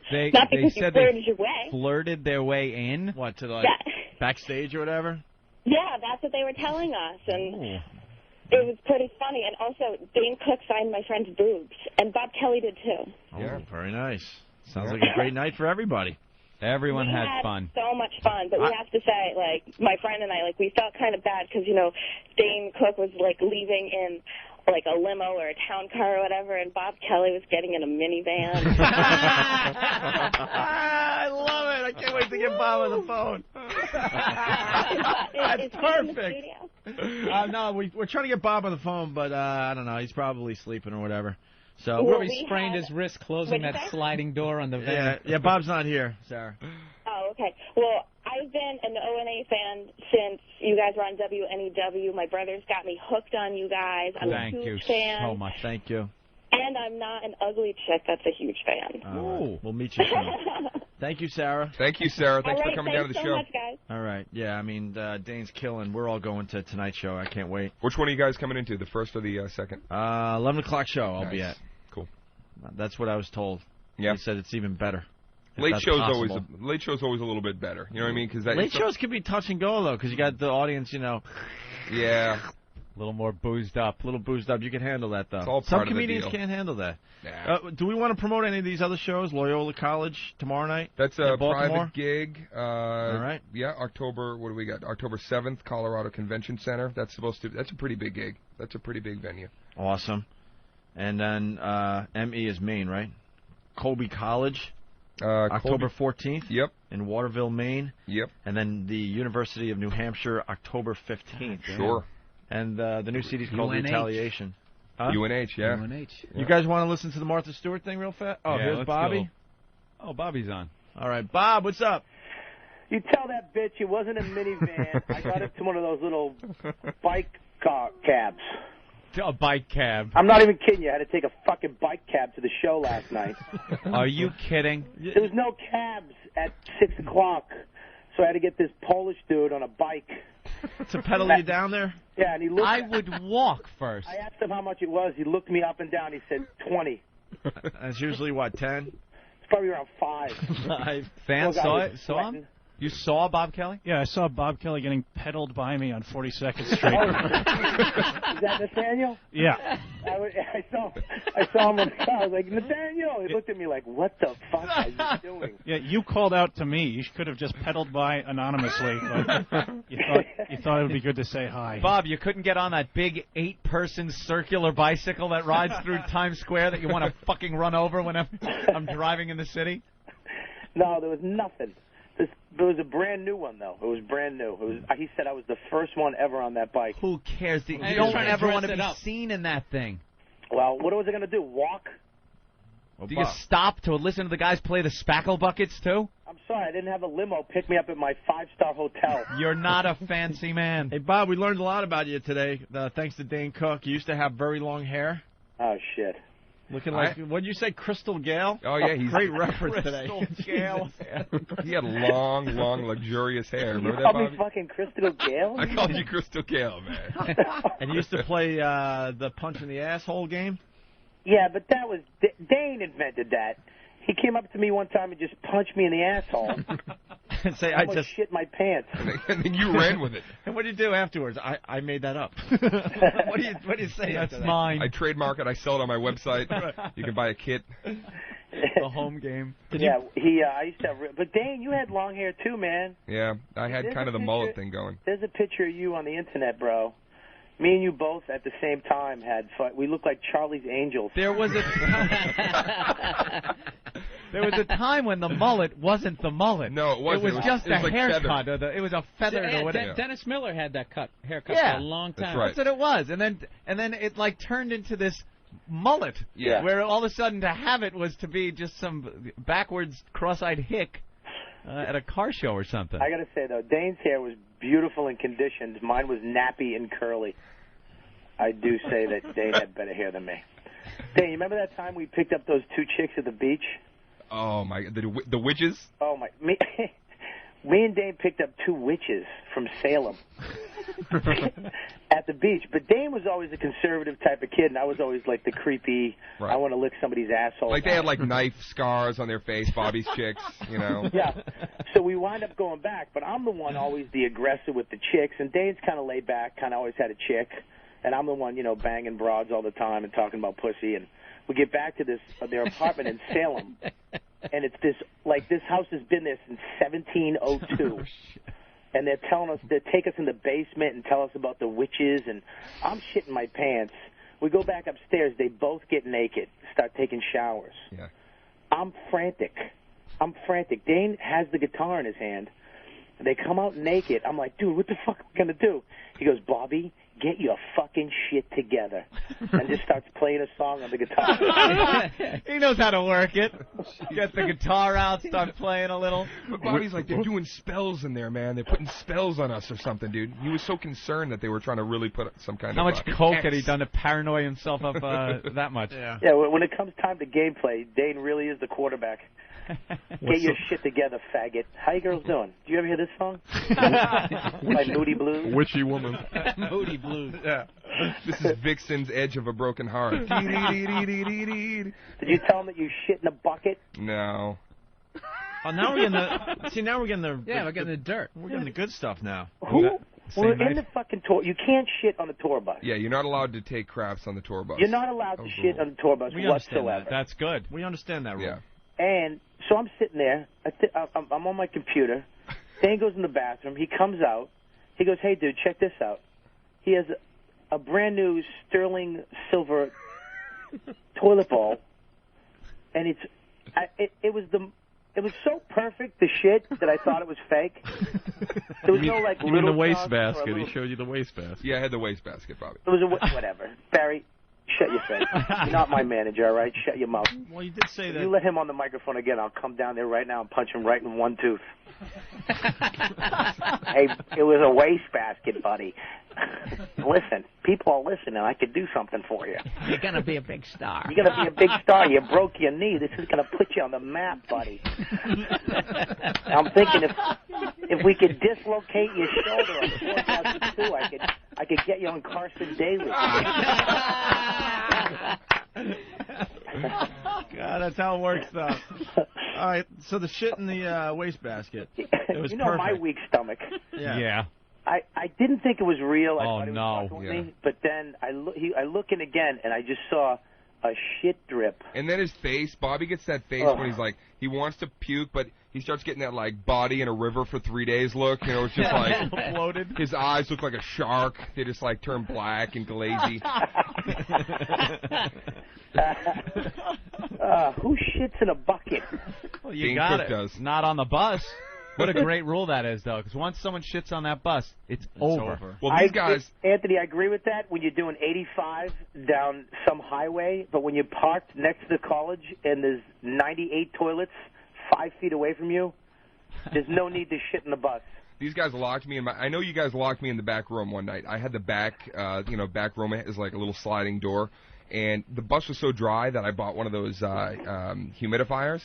And so I have to take a piss at like 5 in the morning. We're moving. I get up and the door is jammed. And I know these guys have like pinned it or done something. So I'll lay down for like another hour, but now I've really got to go. And I'm banging. I'm like, come on, guys. But the engine is... I say 3 hours later, I finally had to piss in my humidifier. That's how bad it was. I had to piss in my humidifier. And it's all on film.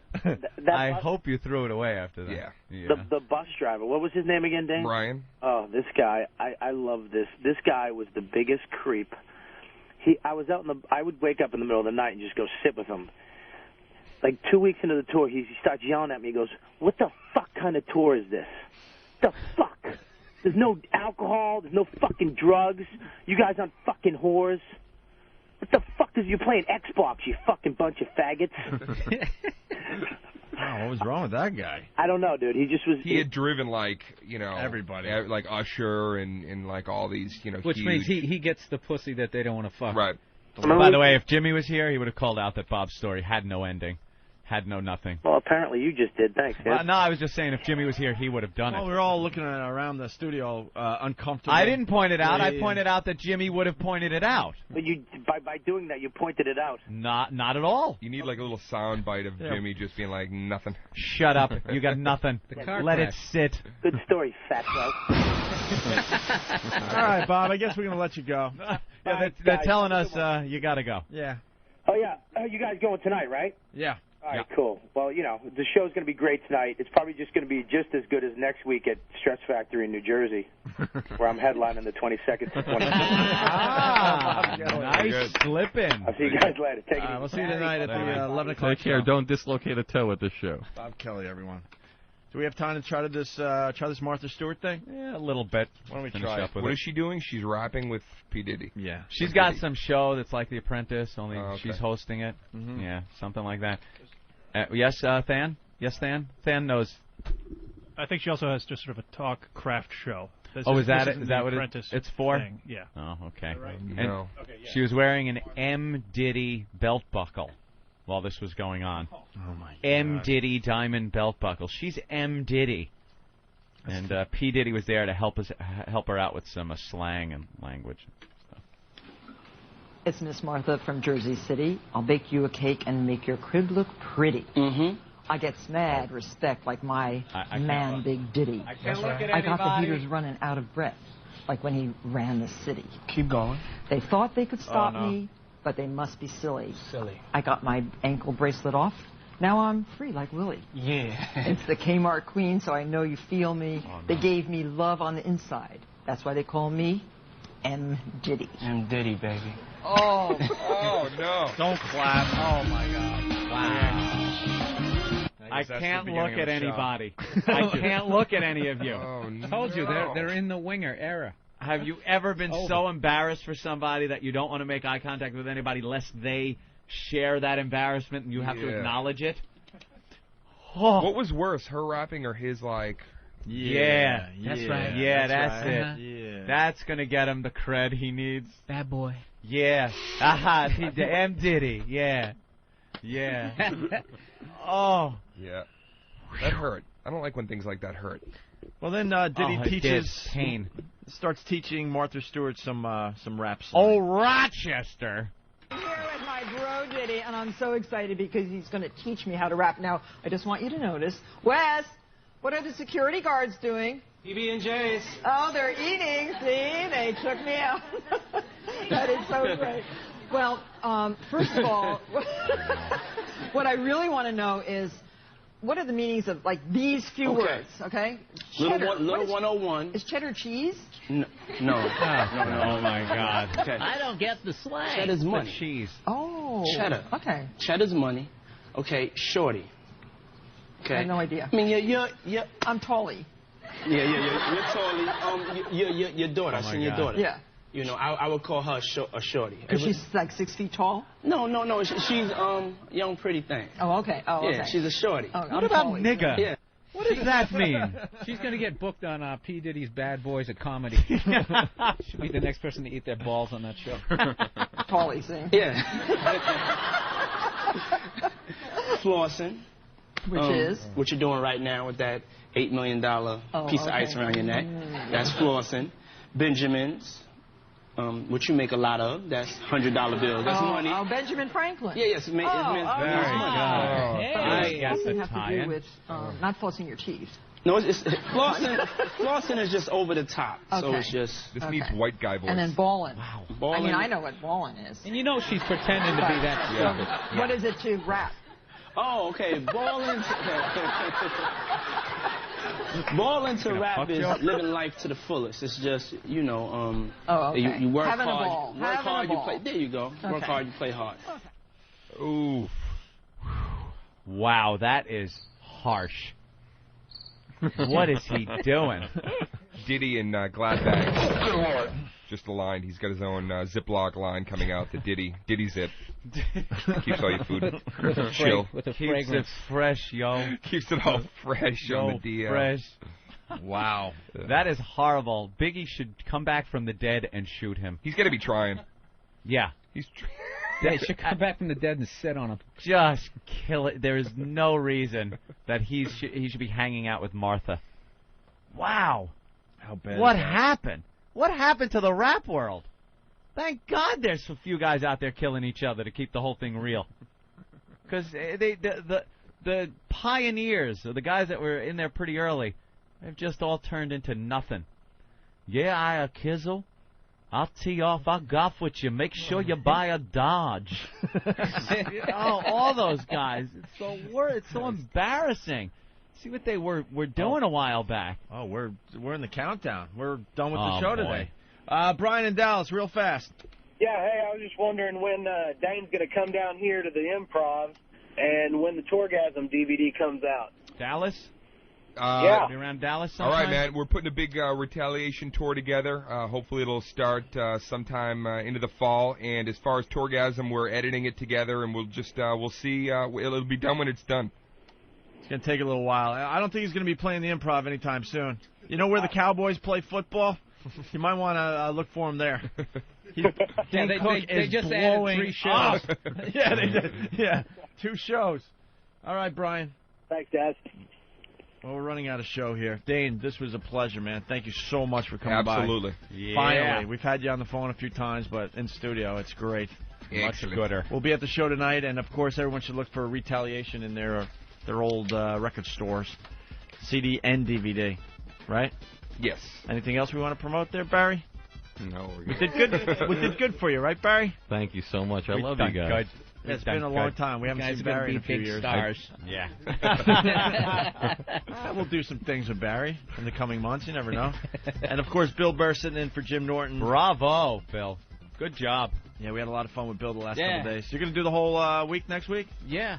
We got Both Bill all getting next up early. week. He's like, yeah, the novelty wears off already. And I he's already just said like, this morning, I was like, they do this every fucking day. Oh, we're done. HBO tonight, Bill Burr.